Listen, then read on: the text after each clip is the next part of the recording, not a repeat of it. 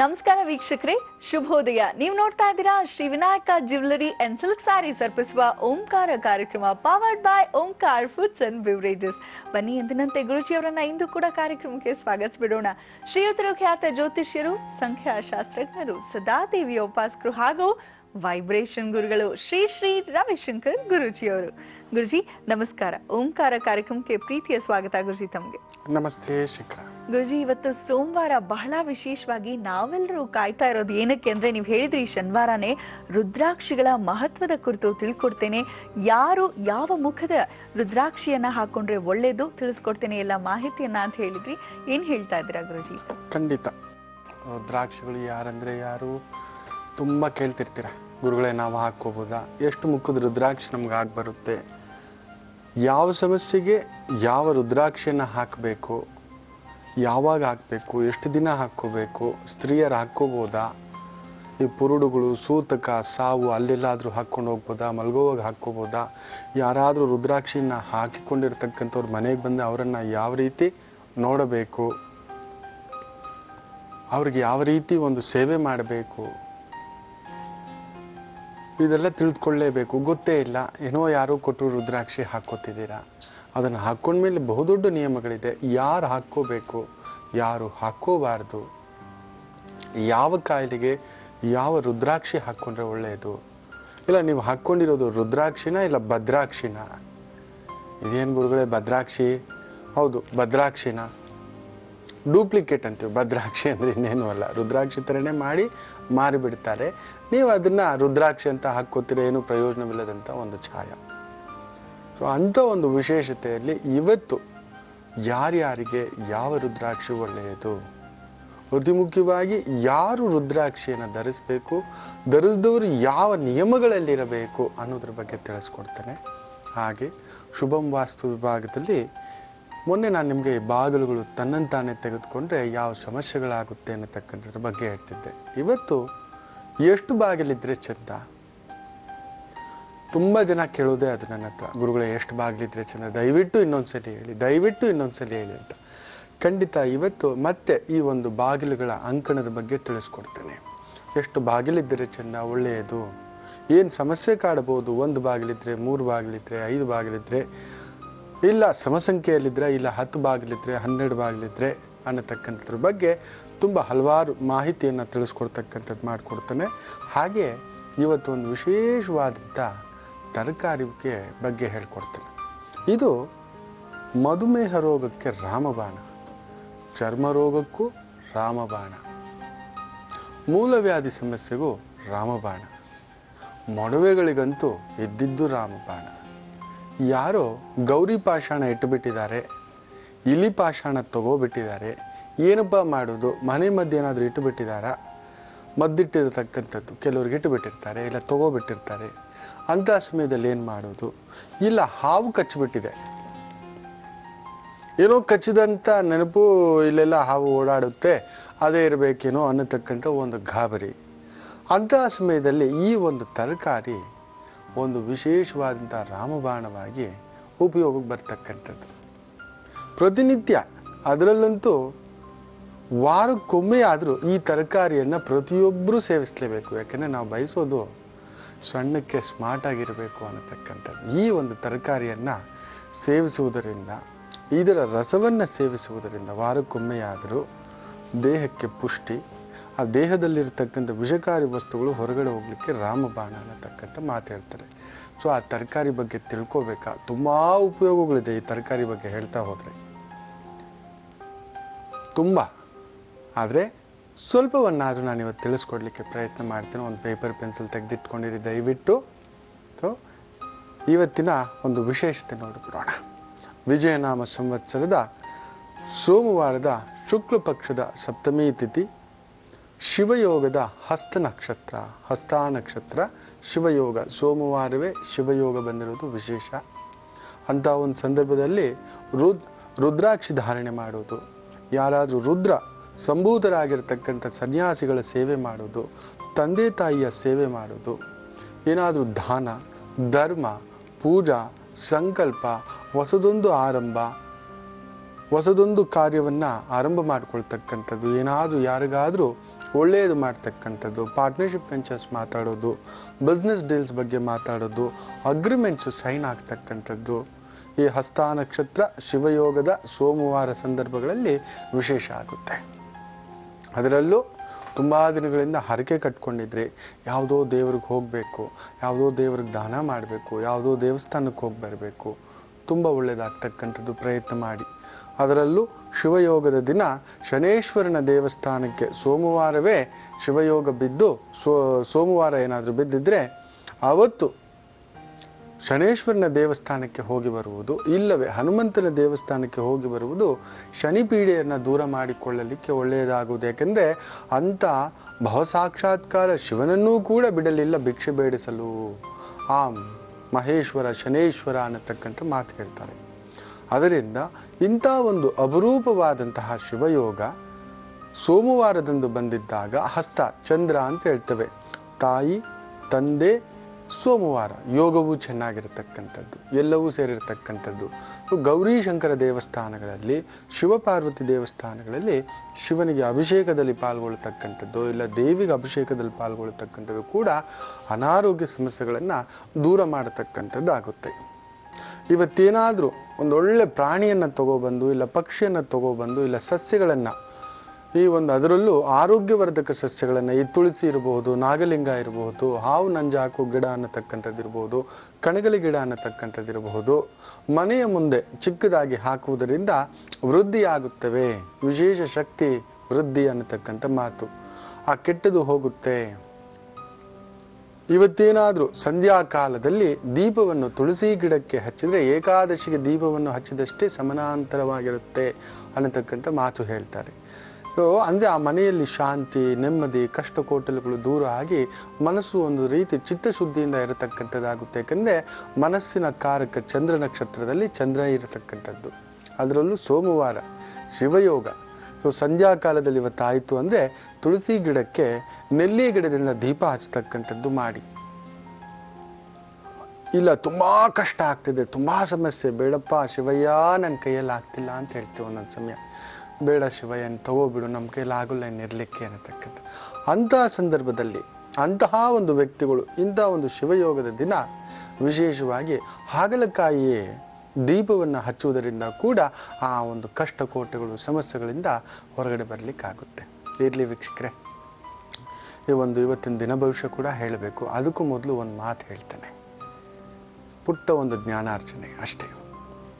ನಿಮ್ಮ ಒಂದೇ ಒಂದು ಗೆಲುವು ಇಡೀ ಪ್ರಪಂಚಕ್ಕೆ ನೀವು ಯಾರು ಅನ್ನೋದನ್ನು ತೋರಿಸ್ಕೊಡುತ್ತೆ.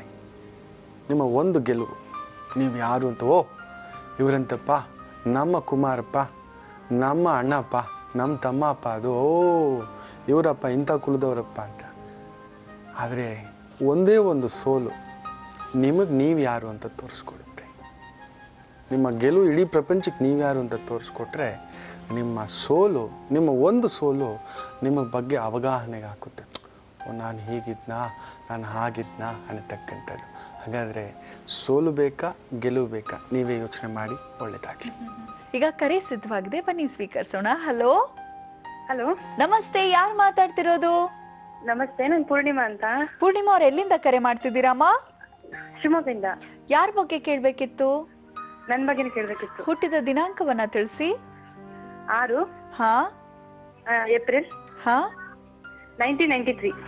ಸಮಯ ಬೆಳಗ್ಗೆ 5ರಿಂದ 5:45. ಪರ್ಫೆಕ್ಟ್ ಇದೆ. 1ರಿಂದ 12 ಒಳಗೆ ಒಂದು ಸಂಖ್ಯೆಯನ್ನ ಹೇಳಿಮ್ಮ. 5. ಗುರುಜಿ ಇದ್ದಾರೆ, ಮಾತಾಡಿ ಪೂರ್ಣಿಮಾ ಅವರೇ. ನಮಸ್ತೆ ಶಂಕರ. ನಮಸ್ತೆ ಗುರುಜಿ. ಎಷ್ಟು ಕಾಕತಾಳೀಯ ನೋಡಿ. ಇವತ್ತು ಹಸ್ತ ನಕ್ಷತ್ರ, ನಿಮ್ಮ ನಕ್ಷತ್ರವು ಕನ್ಯಾ ರಾಶಿಯ ಹಸ್ತ ನಕ್ಷತ್ರವೇ ತಾಯಿ. ಹೌದು ಗುರುಜಿ. ಚೆನ್ನಾಗಿದೆ. ಆದರೆ ಲಗ್ನದಲ್ಲಿ ಶುಕ್ರ ವಕ್ರನಮ್ಮ, ಸೂರ್ಯ ಬೇರೆ ಸೇರಿಕೊಂಡಿರ್ತಕ್ಕಂಥದ್ದು, ಎಲ್ಲೋ ಬಿರುಗಾಳಿ ಬೀಸ್ತಕ್ಕಂಥದ್ದಾಗುತ್ತೆ. ಕನ್ಫರ್ಮ್ ಇಲ್ಲೇನೋ ಒಂದು ಅಪವಾದ, ಅವಮಾನ, ಒಂದು ರೀತಿ ಸಂಕಟವನ್ನು ಉಂಟು ಮಾಡಿಸ್ತಕ್ಕಂಥದ್ದು. ಗುರುವೂ ವಕ್ರ, ಶುಕ್ರನೂ ವಕ್ರ, ಲಗ್ನಕ್ಕೆ ಸೂರ್ಯಬಾಧೆ, ಆ ಒಂದು ರಾಹುಕೇತುವಿನ ನಡುವೆ ಆ ಒಂದು ಕುಜ ಬೇರೆ ಸೇರ್ಕೊಂಡಿರ್ತಕ್ಕಂಥದ್ದು. ಈ ಕುಟುಂಬದಲ್ಲಿ ಯಾಕೋ ನೀವೊಬ್ಬರೇ ಅಲ್ಲ, ಯಾವ ಹೆಣ್ಣು ಮಕ್ಕಳು ನೆಮ್ಮದಿಯಾಗಿಲ್ಲ. ಹೌದು ಗುರುಜಿ.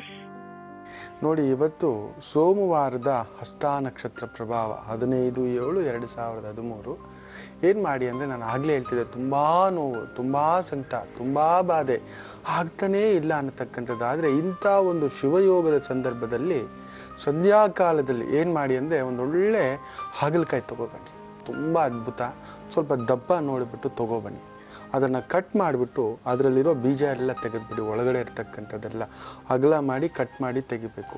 ಆ 2 ಭಾಗದಲ್ಲೂ ಪುಟ್ಟದಾಗಿ ಸ್ವಲ್ಪ ಎಣ್ಣೆ ಹಾಕಬೇಕು, ಎಳ್ಳೆಣ್ಣೆ ಹಾಕಿಬಿಟ್ಟು ದೀಪವನ್ನು ಹಚ್ಚತಕ್ಕಂಥದ್ದು.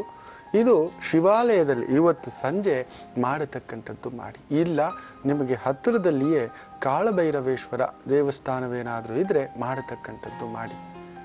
ನೋಡಿ, ನಿಮ್ಮ ಸಮಸ್ಯೆ 8 ಅಮಾವಾಸ್ಯೆ ಈ ರೀತಿ ಮಾಡತಕ್ಕಂಥದ್ದು ಮಾಡಿ.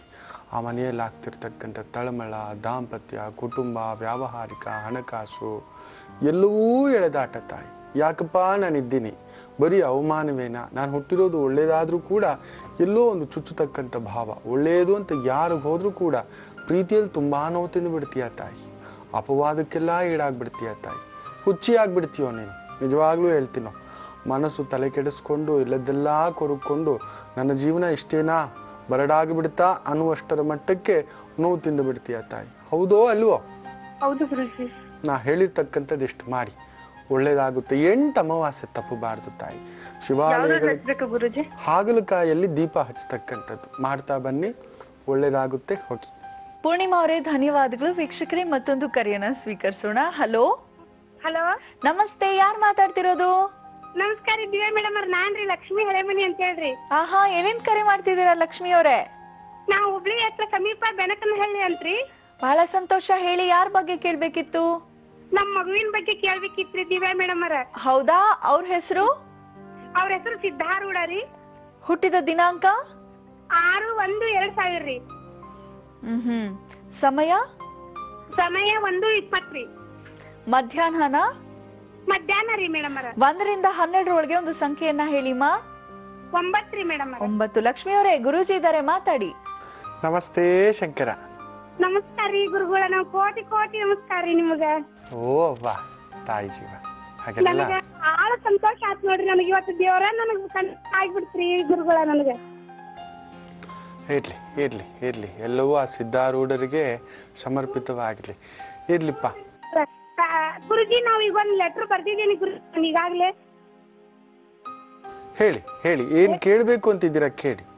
ಅವನ್ಗೆ 13 ವರ್ಷ ಗುರುಜಿ. ಈಗ ನಡೆದಾಡಲು ಬರ್ತಾ ಇಲ್ಲ. ಆದ್ರೂ ನಾವು ಡಾಕ್ಟರ್ ಟ್ರೀಟ್ಮೆಂಟ್ ಬಿಡ್ತಾ ಇಲ್ಲ ಗುರುಜಿ. ನಾವು ಫಿಸಿಯೋಥೆರಪಿ ಮಾಡ್ತಾ ಇದ್ದೇವಿ. ಆದ್ರೂ ನಡೆದಾಡಲು ಬರುತ್ತಾ ಅಂತ ನನ್ನ ಪ್ರಶ್ನೆ ರೀ ಗುರುಜಿ. ಖಂಡಿತ ಇದೆ, ಖಂಡಿತ ಆಗುತ್ತೆ. ಅದ್ರ ಬಗ್ಗೆ ಆತಂಕ ಪಡ್ತಕ್ಕಂಥದ್ದೇನೂ ಬೇಡ. ಗುರು ಸಿದ್ಧಾರೂಢರ ಗದ್ದುಗೆಗೆ ಹೋಗಿ ಬನ್ನಿ, ಖಂಡಿತ ಒಳ್ಳೇದಾಗುತ್ತೆ. ಆಯ್ತ್ರಿ ಗುರುಜಿ. ನಾವು ಪ್ರತಿ ಅಮಾವಾಸ್ಯೆ ಹುಬ್ಬಳ್ಳಿ ಸಿದ್ಧಾರ ಮಠಕ್ಕೆ ಹೋಗಿತಾ ಬರ್ತೇವ್ರಿ ಗುರುಜಿ. ನಾವು ಹೋಗಿ ಬರ್ತಾ ಇರಿ. ಒಮ್ಮೆ ಆಯ್ತು ಅಂದ್ರೆ ಸವದತ್ತಿ ಎಲ್ಲಮ್ಮನಿಗೆ ಹೋಗ್ಬಿಟ್ಟು ಪ್ರತಿ ಹುಣ್ಣಿಮೆಗೆ ಒಂದು 3 ಹುಣ್ಣಿಮೆಗೆ ನಿಮ್ಮ ಶಕ್ತಿಯಾನುಸಾರ ತಂಬಿಟ್ಟಿನಿಂದ ಮಾಡಿರ್ತಕ್ಕಂಥ ದೀಪ, ಅಕ್ಕಿ ಹಿಟ್ಟಿನಿಂದ ಮಾಡಿರ್ತಕ್ಕಂಥ ದೀಪ ಹುಣ್ಣಿಮೆಗೆ ಹೋಗ್ಬಿಟ್ಟು ಸಂಕಲ್ಪ ಮಾಡಿಕೊಂಡು ಬರತಕ್ಕಂಥದ್ದು ಮಾಡಿ ನೋಡಿ, ನೀವು ಹೇಳ್ತೀರಾ. ಆಯ್ತು ಗುರುಜಿ. ನಾನ್ ನಿಮ್ಮ ಎಲ್ಲಾ ಅನುಷ್ಠಾನಗಳನ್ನು ಮಾಡ್ತೇನೆ ಗುರುಜಿ. ಇದನ್ನು ಮಾಡ್ತೇನೆ ಗುರುಜಿ. ನನ್ ಮಗು ಇಂಪ್ರೂವ್ ಆದ್ರೆ ಸಾಕು ಗುರುಜಿ. ಆಗುತ್ತೇವ್ವ, ಅಷ್ಟೆಲ್ಲ ಆತಂಕ ಪಡಬೇಡಿ. ಅವನಿಗೆ ಶುಕ್ರ ದಶ ಈ ಒಂದು ನಿಮ್ಗೆ ಹೇಳಿದ್ರೆ ಅದು ಗೊತ್ತಾಗಲ್ಲ, ಆದ್ರೂ ಹೇಳ್ತೇನೆ. ಮೇಷರಾಶಿ ಮೇಷ ಲಗ್ನಕ್ಕೆ ಈ ಶುಕ್ರ ದಶ ಬಂದಾಗ ಏನಾದ್ರೂ ಬಾಧೆ ಇಟ್ಟು ಬಿಡುತ್ತೆ. ಶುಕ್ರ ಅಂದ್ರೆ ಮೇಷ ಲಗ್ನಕ್ಕೆ ಸೊಂಟದ ಭಾಗ, ಆ ಒಂದು 7ನೇ ಮನೆ. ಸೊ ಆ ಶುಕ್ರ ದಶ ಸ್ವಲ್ಪ ಇವನನ್ನು ಮುಗುಚಾಕಿ ನಿಲ್ಸಿಟ್ಟಿರ್ತಕ್ಕಂಥದ್ದು. ಈ ಸಮಸ್ಯೆಯಿಂದ ಹೊರಗಡೆ ಬರ್ತೀಯೋ, ಆತಂಕ ಪಡಬೇಡ, ಒಳ್ಳೇದಾಗುತ್ತೆ, ಹೋಗು. ಲಕ್ಷ್ಮಿ ಅವರೇ, ಧನ್ಯವಾದಗಳು ನಮ್ಮ ಕಾರ್ಯಕ್ರಮಕ್ಕೆ ಕರೆಯನ್ನ ಮಾಡಿದ್ದಕ್ಕಾಗಿ. ವೀಕ್ಷಕರೇ, ಮತ್ತೊಂದು ಕರೆ ಸ್ವೀಕರಿಸೋಣ. ಹಲೋ ಹಲೋ ಹಲೋ, ನಮಸ್ತೆ, ಯಾರು ಮಾತಾಡ್ತಿರೋದು? ನಮಸ್ತೆ ಮೇಡಮ್. ಹೇಳಿಮ್ಮ, ನಿಮ್ ಹೆಸರು? ನನ್ನ ಹೆಸರು ಮಂಜುಳಾ ಅಂತ, ಹಳೆಯದಿಂದ ಮಾತಾಡ್ತಾ ಇರೋದು. ಯಾರ ಬಗ್ಗೆ ಕೇಳ್ಬೇಕಿತ್ತು ಮಂಜುಳಾ ಅವರೇ? ನಮ್ಮ ಮಗನ ಬಗ್ಗೆ ಕೇಳ್ಬೇಕಾಗಿತ್ರಿ. ಅವ್ರ ಹೆಸರು? ಸುಮಾ. ಹುಟ್ಟಿದ ದಿನಾಂಕ? 6/3. ಹಾ 6/3. ಹಾ ಹೇಳಿ. 6/3/2000. ಸಮಯ? ಸೋಮವಾರ ರಾತ್ರಿ 11 ಗಂಟೆ. 1ರಿಂದ 12 ಒಂದು ಸಂಖ್ಯೆಯನ್ನ ಹೇಳಿಮಾ. 8. ಮಂಜುಳಾ ಅವರೇ, ಗುರೂಜಿ ಇದ್ದಾರೆ, ಮಾತಾಡಿ. ನಮಸ್ತೆ ಶಂಕರ. ನಮಸ್ತೆ ತಾಯಿ. ನಮಸ್ತೆ. ಏನ್ ಕೇಳ್ಬೇಕು ಅಂತಿದ್ದೀರಾ? ಕೇಳಿ ತಾಯಿ. ನಮ್ಮ ಮಗಳ ಬಗ್ಗೆ ಕೇಳ್ಬೇಕಾಗಿತ್ತು ಗುರುಜಿ. ಮಗಳ ಬಗ್ಗೆನೇ ಏನ್ ಕೇಳ್ಬೇಕಿತ್ತು? ಕೇಳಿ. ಅವಳು ಗುರುಜಿ, ಅವಳು ಆರೋಗ್ಯದ ಬಗ್ಗೆ ಕೇಳ್ಬೇಕಾಗಿತ್ತು ಗುರುಜಿ. ಓದಿನ ಬಗ್ಗೆ ಬೇಡವೋ? ಓದಿನ ಬಗ್ಗೆನೂ ಬೇಕು ಗುರುಜಿ. ಆದ್ರೆ ಅವಳು ಸಿಕ್ಸ್ ಈ ವರ್ಷ ಹೇಳ್ತಾರ ಗುರುಜಿ. ಅವಳು 6ನೇ ಕ್ಲಾಸ್ ಇದ್ದಿಂದ ಅವಳಿಗೆ ಒಂಥರ ತಲೆಯಲ್ಲಿ ಏನೇನೋ ವಿಚಾರಗಳು ಬರೋದು, ಏನೇನೋ ಒಂಥರ ಸಮಸ್ಯೆ ನಮ್ಮ ಹತ್ರ ಹೇಳ್ಕೊಳ್ಳೋದ ಸಮಸ್ಯೆ ಗುರುಜಿ. ಈ ಮಗು ಯಾವಾಗಾದ್ರೂ ತಲೆ ಸುತ್ತಿ ಬಿದ್ದಿದ್ದೇನಾದ್ರೂ ಉಂಟೋ? ಏನ್ ಗುರುಜಿ? ತಲೆ ಸುತ್ತಿ ಬಿದ್ದಿದ್ದೇನಾದ್ರೂ ಉಂಟೋ? ಆ ತರ ಏನಿಲ್ಲ ಗುರುಜಿ. ಏನಾದ್ರೂ ಫಿಟ್ಸ್ ತರ ಏನಾದ್ರೂ ಬಂದು ಬಿದ್ದಿದ್ದುಂಟೋ? ಆ ತರ ಏನಿಲ್ಲ ಗುರುಜಿ. ಯಾಕೆಂದ್ರೆ ಚಂದ್ರ ಶನಿ ಸೇರ್ತು ಅಂದ್ರೆ ಸಿವಿಯರ್ ಆಗಿ ಏನಾದ್ರೂ ಒಂದು ಕೋಲ್ಡ್ ಮಾಡಿಸ್ಬಿಡುತ್ತೆ ಅನ್ನತಕ್ಕಂಥ ಭಾವ ಬೀಳ್ತೇವೆ. ಅದರಲ್ಲಿ ಬುಧ ಬೇರೆ ಸೇರ್ಕೊಂಡಿದ್ದಾನೆ. ಸೊ ಆ ಬುದ್ಧಿಗೆ, ಬ್ರೈನ್ಗೆ ಸ್ಟ್ರೋಕ್ ಹೊಡೆಯೋ ತರ ಆಗ್ಬಿಡ್ಬೇಕು. ತಲೆನಲ್ಲಿ ಏನಾದ್ರೂ ಹುಣ್ಣಾಗೋದು, ಹುಳ ಆಗೋದು, ಇಲ್ಲ ಮುಖದಲ್ಲಿ ಮುಖಪಾರ್ಶ್ವವಾಯು ಹೊಡೆಯೋದು, ಇಲ್ಲ ಸಿವಿಯರ್ ಕೋಲ್ಡ್ ಆಗ್ಬಿಡೋದು, ಪ್ಯಾರಾಲಿಸಿಸ್ ಆಗೋದು, ನರ್ವಸ್ ಪ್ರಾಬ್ಲಮ್ ಆಗೋದು, ಫಿಟ್ಸ್ ಬರೋದು, ಈ ತರದ್ ಆಗ್ಬಿಡ್ಬೇಕು ಅಂತ ಹೇಳ್ತೇವೆ. ಇರ್ಲಿ, ಆತಂಕ ಪಡ್ತಕ್ಕಂಥದ್ದೇನು ಬೇಡ. ಕುಂಭರಾಶಿ ಆಗಿರೋದ್ರಿಂದ ಏನಾದ್ರೂ ಒಂದು ಆರೋಗ್ಯ ಸಮಸ್ಯೆಗಳು ಇದ್ದೇ ಇರುತ್ತೆ, ಅದರಲ್ಲೂ ಚಿಕ್ಕ ವಯಸ್ಸಿನಲ್ಲಿ. ಆ ಒಂದು ಪೂರ್ವಭಾದ್ರ ನಕ್ಷತ್ರ ಬೇರೆ, ಈಗ ಶನಿ ದಶಾ ಬೇರೆ ನಡೀತಿರ್ತಕ್ಕಂಥದ್ದು. ಒಂದು ಸಣ್ಣ ಪರಿಹಾರ ಮಾಡ್ಕೊಳ್ಳಿ, ಏನೋ ಆತಂಕ ಪಡ್ಕೋಬೇಡಿ. ಮನೆಯಲ್ಲಿ ಸ್ವಲ್ಪ ಅಕ್ಕಿ ಹಿಟ್ಟಿನಿಂದ ಬೆಲ್ಲದ ಪಾಕ ತೆಗೆದ್ಬಿಟ್ಟು ಅದರಲ್ಲಿ ದೀಪದ ಥರ ಮಾಡ್ಕೋಬೇಕು. ಚಿಕ್ಕ ಚಿಕ್ಕ ದೀಪದ ಥರ ಮಾಡ್ಕೋಬೇಕು. ಮಾಡಿ ಅದರಲ್ಲಿ ಸ್ವಲ್ಪ ತುಪ್ಪ ಹಾಕಿ ಪ್ರತಿ ತಿಂಗಳು ಶನಿವಾರ ಸಂಜೆ ಸುಮಾರು ಒಂದು 7:30ರಿಂದ 8:15 ಇದನ್ನ ಶನಿ ಹೋರ ಅಂತ ಹೇಳ್ತೇವೆ. ಆ ಸಂದರ್ಭದಲ್ಲಿ ಹನುಮಾನ್ ದೇವಸ್ಥಾನದಲ್ಲಿ ಪುಟ್ಟದಾಗಿ ದೀಪ, ಜೋಡಿ ದೀಪ ಹಚ್ಚಿಸಿ ಬರ್ತಕ್ಕಂಥದ್ದು ಮಾಡಿ. ಹಾಗೆ ನವನೀತ ಲೇಪನ ಭಗವಂತನಿಗೆ, ಹನುಮಂತನಿಗೆ ಸ್ವಲ್ಪ ಆಯಿತು ಅಂದರೆ ಈ ಬೆಣ್ಣೆ ಏನಾದರೂ ಕೊಟ್ಟು ಬಿಡಿ, ಅಭಿಷೇಕಕ್ಕೆ ತುಂಬಾ ವಿಶೇಷ ಆಗ್ತಕ್ಕಂಥದ್ದು. ಹಾಗೆ ಅಭಿಷೇಕ ಮಾಡಿರ್ತಕ್ಕಂಥ ನವನೀತವನ್ನು ಕೂಡ, ಸ್ವಲ್ಪ ಆ ಬೆಣ್ಣೆಯನ್ನು ಕೂಡ ತಗೋಬಂದು ಈ ಹುಡುಗಿಗೆ ಸ್ವಲ್ಪ ತಿನ್ನಿಸ್ತಕ್ಕಂಥದ್ದು ಒಂದು ಅಭ್ಯಾಸ ಮಾಡಿಸಿ, ತುಂಬಾ ವಿಶೇಷ ಆಗ್ತಕ್ಕಂಥದ್ದು. ಸ್ನಾನ ಮಾಡಬೇಕಾದ್ರೆ ತಲೆಗೆ ಸ್ವಲ್ಪ ದಾಸವಾಳ ಎಲೆಯನ್ನು ಅರೆದ್ಬಿಟ್ಟು ಹಚ್ಚತಕ್ಕಂಥದ್ದು. 5 ನಿಮಿಷ ಆದ್ಮೇಲೆ ಸ್ನಾನ ಮಾಡಿಸ್ತಕ್ಕಂಥದ್ದು ಮಾಡಿ, ವಾರಕ್ಕೊಮ್ಮೆ. ಇದನ್ನ ತಪ್ಪಬಾರದು. ಹಾಗೂ ಹೀಗೆ ಸ್ನಾನ ಮಾಡುವಾಗ ನಿಮ್ಮ ಮಗುವಿಗೆ ಸ್ವಲ್ಪ ಅರಿಶಿನವನ್ನ ದೇಹದಾದ್ಯಂತ ಆಯಿತು ಅಂದ್ರೆ ಹಚ್ಚಿ ಸ್ನಾನ ಮಾಡಿಸ್ತಕ್ಕಂಥದ್ದು ಮಾಡಿ. ವಾರಕ್ಕೊಮ್ಮೆಯಾದ್ರೂ, ಇದು ತಪ್ಪಬಾರದು. 15 ದಿನಕ್ಕೊಮ್ಮೆ ಎಳ್ಳೆಣ್ಣೆ ಸ್ನಾನ ಮಾಡಿಸ್ತಕ್ಕಂಥದ್ದು ಮಾಡಿ. ಊಟದಲ್ಲಿ ಹೆಚ್ಚಾಗಿ ಹುಡುಗಿಗೆ ಪ್ರತಿನಿತ್ಯ ಒಂಚೂರು ಹೆಸರು ಕಾಳು ನೆನೆಸ್ಬಿಟ್ಟು, ರಾತ್ರಿನೇ ನೆನೆಸ್ಬಿಡಿ, ಬೆಳಿಗ್ಗೆ ತೆಗೆದು ಅದನ್ನ ತೊಳೆದ್ಬಿಟ್ಟು ಅದರಲ್ಲಿ ಒಂದಷ್ಟು ದಾಳಿಂಬೆ, ಒಂದು ಬಟ್ಟಲು ಹೆಸರು ಕಾಳಿಗೆ ಒಂದಿಷ್ಟು ದಾಳಿಂಬೆ, ಒಂದಿಷ್ಟು ಸೌತೆಕಾಯಿ, ಒಂದಿಷ್ಟು ಕೊಬ್ಬರಿ ತುರಿದ್ಬಿಟ್ಟು ಹಾಕ್ತಕ್ಕಂಥದ್ದು ಮಾಡಿಬಿಟ್ಟು ಲೈಟಾಗಿ ಉಪ್ಪು ಖಾರ ಹಾಕ್ಬಿಟ್ಟು ಬೆಳಿಗ್ಗೆ ಹೋಗುವಾಗ ತಿಂಡಿ ಆದಮೇಲೆ ಇಲ್ಲ ಸಂಜೆ ಶಾಲೆಯಿಂದ ಬಂದಾಗ ಇದನ್ನು ಕೊಡ್ತಕ್ಕಂಥದ್ದು ಮಾಡಿ. ಪೌಷ್ಟಿಕತೆಗೂ ಒಳ್ಳೆಯದು, ಬುದ್ಧಿಗೂ ಒಳ್ಳೆಯದು, ದೇಹ ತಂಪಿಗೂ ಒಳ್ಳೆಯದು, ಆರೋಗ್ಯಕ್ಕೂ ಒಳ್ಳೆಯದು, ಶಕ್ತಿಗೂ ಒಳ್ಳೆಯದಾಗುತ್ತೆ. ಮಂಜುಳಾ ಅವರೇ, ಧನ್ಯವಾದಗಳು ನಮ್ಮ ಕಾರ್ಯಕ್ರಮಕ್ಕೆ ಕರೆಯನ್ನ ಮಾಡಿದ್ದಕ್ಕಾಗಿ. ಗುರುಜಿ, ಮುಂದೆ ಏನ್ ತಿಳಿಸ್ತಾ ಇದ್ದಾರೆ ಗುರುಜಿ? ಈಗ ಇವತ್ತಿನ ರಾಶಿ ಭವಿಷ್ಯಕ್ಕೆ ಬಂದ್ಬಿಡೋಣ.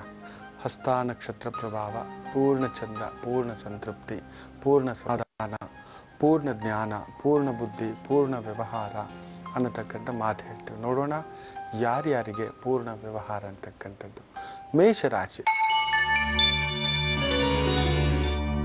ಸ್ವಲ್ಪ ಇವತ್ತು ಎಳೆದಾಟ ಆಗ್ತಕ್ಕಂಥದ್ದಾಗುತ್ತಪ್ಪ. ಚಂದ್ರ 6ನೇ ಮನೆ ಅಲ್ವಾ ನಿಮಗೆ. ಒಂಥರ ಅನಾರೋಗ್ಯ ಪೀಡೆ ಏನಾದರೂ ಆಗೋದು, ಮನಸ್ಸು ಸ್ವಲ್ಪ ಚಂಚಲ, ಮಧ್ಯಾಹ್ನದವರೆಗೂ ಒಂಥರ ಬೆಳಿಗ್ಗೆ ಎದ್ದಾಗಿಂದಲೇ ಏನೋ ಬೇಸರ, ಏನೋ ಸಂಕಟ, ಏನೋ ನೋವು, ಏನೋ ಕಣ್ಣೀರು, ಏನೋ ಒದ್ದಾಟ, ಏನೋ ಎಳೆದಾಟ, ಏನೋ ಬೇಸರ, ಇದಾಗ್ತಕ್ಕಂಥದ್ದು ಆಗುತ್ತೆ. ಏನು ಮಾಡಿ ಅಂತ ಹೇಳಿದ ಅಂದರೆ, ಸ್ವಲ್ಪ ಬಿಸಿ ಬಿಸಿ ಬಿಸಿ ಬಿಸಿ ಹಾಲಿಗೆ ಒಂದಿಷ್ಟು ಬೆಲ್ಲ, ಇಲ್ಲ ಅಂದರೆ ಕೆಂಪು ಕಲ್ ಸಕ್ಕರೆ ಇತ್ತು ಅಂದರೆ ಕೊಟ್ಟುಬಿಟ್ಟು ಹಾಕ್ಬಿಟ್ಟು ಒಂದಿಷ್ಟು ಏಲಕ್ಕಿ ಹಾಕಿ ಕುಡಿತಕ್ಕಂಥ ಅಭ್ಯಾಸ ಮಾಡಿ. ಇವತ್ತು ಮಾಡಿ ಆ ಮನಸ್ಸು ಉಲ್ಲಾಸಿತ ಆಗ್ತಕ್ಕಂಥದ್ದು. ಹಾಗೆ ಮನೇಲಿ ಯಾವುದಾದ್ರೂ ಒಂದು ಪ್ರಾಣಿಗಳಿದ್ರೆ ನೀವು ತಿನ್ನೋಕೆ ಮೊದಲು, ಅದು ಬೆಕ್ಕಿರ್ಬೋದು, ನಾಯಿ ಇರ್ಬೋದು, ಇಲ್ಲ ಮೀನಿರ್ಬೋದು, ಅದಕ್ಕೊಂಚೂರು ತಿಂಡಿ ಹಾಕ್ಬಿಟ್ಟು ನಂತರ ತಿಂಡಿ ತಿಂದ್ಬಿಟ್ಟು ಹೋಗಿ. ಕೈಯಲ್ಲಿ ಒಂದು ಕೆಂಪು ವಸ್ತ್ರವನ್ನ, ಕೈಗವಸನ್ನ, ಅಂದ್ರೆ ಒಂದು ಹ್ಯಾಂಡ್ ಕರ್ಚಿಫ್. ಚಂದ್ರ ಕೆಟ್ಟಿದೆ, ಮಗನನ್ನಾದ್ರೂ ಪಕ್ಕದಲ್ಲಿ ಇಟ್ಕೋಬೇಕು ಅನ್ನೋ ತರ. ಬಲಕ್ಕೆ ಮನೋಬಲ ಇಲ್ಲ, ಸೊ ಅಟ್ಲೀಸ್ಟ್ ದೇಹಬಲ ಆದ್ರೂ ಇರಬೇಕು, ಕಂಡು ಬಲ ಆದ್ರೂ ಇರಬೇಕು ಅನ್ನೋ ತರ ಒಂದು ರೆಡ್ ಹ್ಯಾಂಡ್ ಕರ್ಚಿಫ್ ಅನ್ನ ಜೇಬಿನಲ್ಲಿ ಇಟ್ಕೊಂಡು ಹೋಗ್ತಕ್ಕಂಥದ್ದು ಮಾಡಿ. ನೋಡಿ, ನಾನು ನೋಡಿ ಒಂದು ಹಸಿರು ಹಾಕೊಂಡ್ ಬಂದಿದ್ದೇನೆ. ನಾವು ಕ್ಯಾಲ್ಕುಲೇಷನ್ ಹಾಕೊಂಡಿರ್ತೇವೆ, ಎಲ್ಲೋ ಒಂದು ಮನಸ್ಸು ಡಿಸ್ಟರ್ಬೆನ್ಸ್ ಆದಾಗ ಹಸಿರು ಒಂಥರ ತಂಪನ್ನ ಕೊಡುತ್ತೆ, ಸಮಾಧಾನ ಕೊಡುತ್ತೆ, ಇಟ್ ಮೇಕ್ಸ್ ಯು ರಿಲ್ಯಾಕ್ಸ್ ಅನ್ನತಕ್ಕಂಥದ್ದು. ನೋಡಿ, ಹಾಕ್ಕೊಂಡಿದ್ದೇವೆ. ಆರೋಗ್ಯ ಸ್ವಲ್ಪ ವೈಪರೀತ್ಯ, ಡಾಕ್ಟರ್ ಓಡಾಡಬಾರ್ದು, ಚಳಿಗಾಳಿ ಆಗಬಾರ್ದು, ಸ್ವಲ್ಪ ಡಿಸ್ಟರ್ಬ್ ಆಗಿರ್ತಿರೋ ಒಂಥರ ನಿದ್ದೆ ಬರೋ ಥರ ಮಂಕು ಅಂತ. ಸೊ ಅದಕ್ಕೆ ಇದನ್ನು ಹಾಕೋಬಿಟ್ಟಿದ್ದೆ. ಮನಸ್ಸು ಯಾವಾಗಲೂ ಉಲ್ಲಸಿತವಾಗಿರಬೇಕು, ಆ ಡಿಸ್ಟರ್ಬ್ ಆಗಬಾರ್ದು. ಇದನ್ನು ನೋಡ್ತಿದ್ರೆ ಒಂಥರ ಅಮ್ಮನ ಫೀಲಿಂಗು ಅನ್ನೋ ಥರ, ಹೌದಲ್ವೋ? ಸೊ ಆ ರೀತಿ ಇವತ್ತು ಮೇಷರಾಶಿಯವ್ರು ಮಾಡ್ಕೊಳ್ಳಿ. ಮತ್ತೊಂದು ಕರೆ ಸಿದ್ಧವಾಗಿದೆ, ಯಾರು ಮಾಡಿದ್ದಾರೆ ಕೇಳೋಣ. ಹಲೋ ಹಲೋ, ನಮಸ್ತೆ, ಯಾರು ಮಾತಾಡ್ತಿರೋದು? ನಮಸ್ತೆ ಅಮ್ಮ, ಶಾರದಾ ರೇಣುಕೇಶ್ ಅಂತ. ಆಹಾ, ಶಾರದಾ ಅವ್ರೆ, ಎಲ್ಲಿಂದ ಕರೆ ಮಾಡ್ತಿದ್ದೀರಾ? ಬುಕ್ಕಾಂಬುದಿಯಿಂದ ಮೇಡಮ್. ಎಲ್ಲಿಂದ? ಬುಕ್ಕಾಂಬುದಿ. ಅದು ನಮ್ಮ ರಾಜ್ಯವ, ರಾಷ್ಟ್ರವ ಅಥವಾ ಬೇರೆ ಕಡೆಯಿಂದ ಮಾಡ್ತಿದ್ದೀರಾ? ತರೀಕೆರೆ ತಾಲೂಕು, ಚಿಕ್ಕಮಗಳೂರು ಡಿಸ್ಟಿಕ್, ಕರ್ನಾಟಕ ರಾಜ್ಯ. ಕರ್ನಾಟಕ ರಾಜ್ಯವೇನಾ? ನಾವು ಕೇಳೇ ಇಲ್ಲ ಹೆಸರನ್ನ. ಹೇಳಿ ಶಾರದಾ ಅವ್ರೆ, ಯಾರ ಬಗ್ಗೆ ಕೇಳ್ಬೇಕಿತ್ತು? ನಮ್ಮ ಬಗ್ಗೆನೆ ಮೇಡಮ್. ಹುಟ್ಟಿದ ದಿನಾಂಕ 14/10/1963. ಸಮಯ ಬೆಳಿಗ್ಗೆ 6 ಗಂಟೆ 6 ನಿಮಿಷ ಮೇಡಮ್. 1ರಿಂದ 12 ಒಂದು ಸಂಖ್ಯೆಯನ್ನ ಹೇಳಿ ಶಾರದಾ ಅವ್ರೆ. 9 ಮೇಡಮ್. ಗುರೂಜಿ ಇದಾರೆ, ಮಾತಾಡಿಮ್ಮ. ನಮಸ್ತೆ ಶಂಕರ. ಶರಣಾರ್ಥಿಗಳು ಗುರುಜಿ. ಕೇಂದ್ರಾಧಿಪತಿ ದೋಷವಿರುವ ಜಾತಕ ನಿಮ್ಮದು. ಪಂಚಮದಲ್ಲಿ ಶನಿ ಇರತಕ್ಕಂಥ ಜಾತಕ. ಖಂಡಿತ ನಿಮ್ಮಿಂದ ನೀವು ಹರಿಯುವ ಕಾವೇರಿಯ ಒಂದು ಪ್ರಭಾವ, ಜೀವನದಿ. ಎಲ್ಲರಿಗೂ, ನಿಮ್ಮ ಮನೆ, ಕುಟುಂಬ ಎಲ್ಲರಿಗೂ ಜೀವನದಿ. ಆದರೆ ನಿಮಗೆ ಯಾರೂ ಇಲ್ಲ ತಾಯಿ.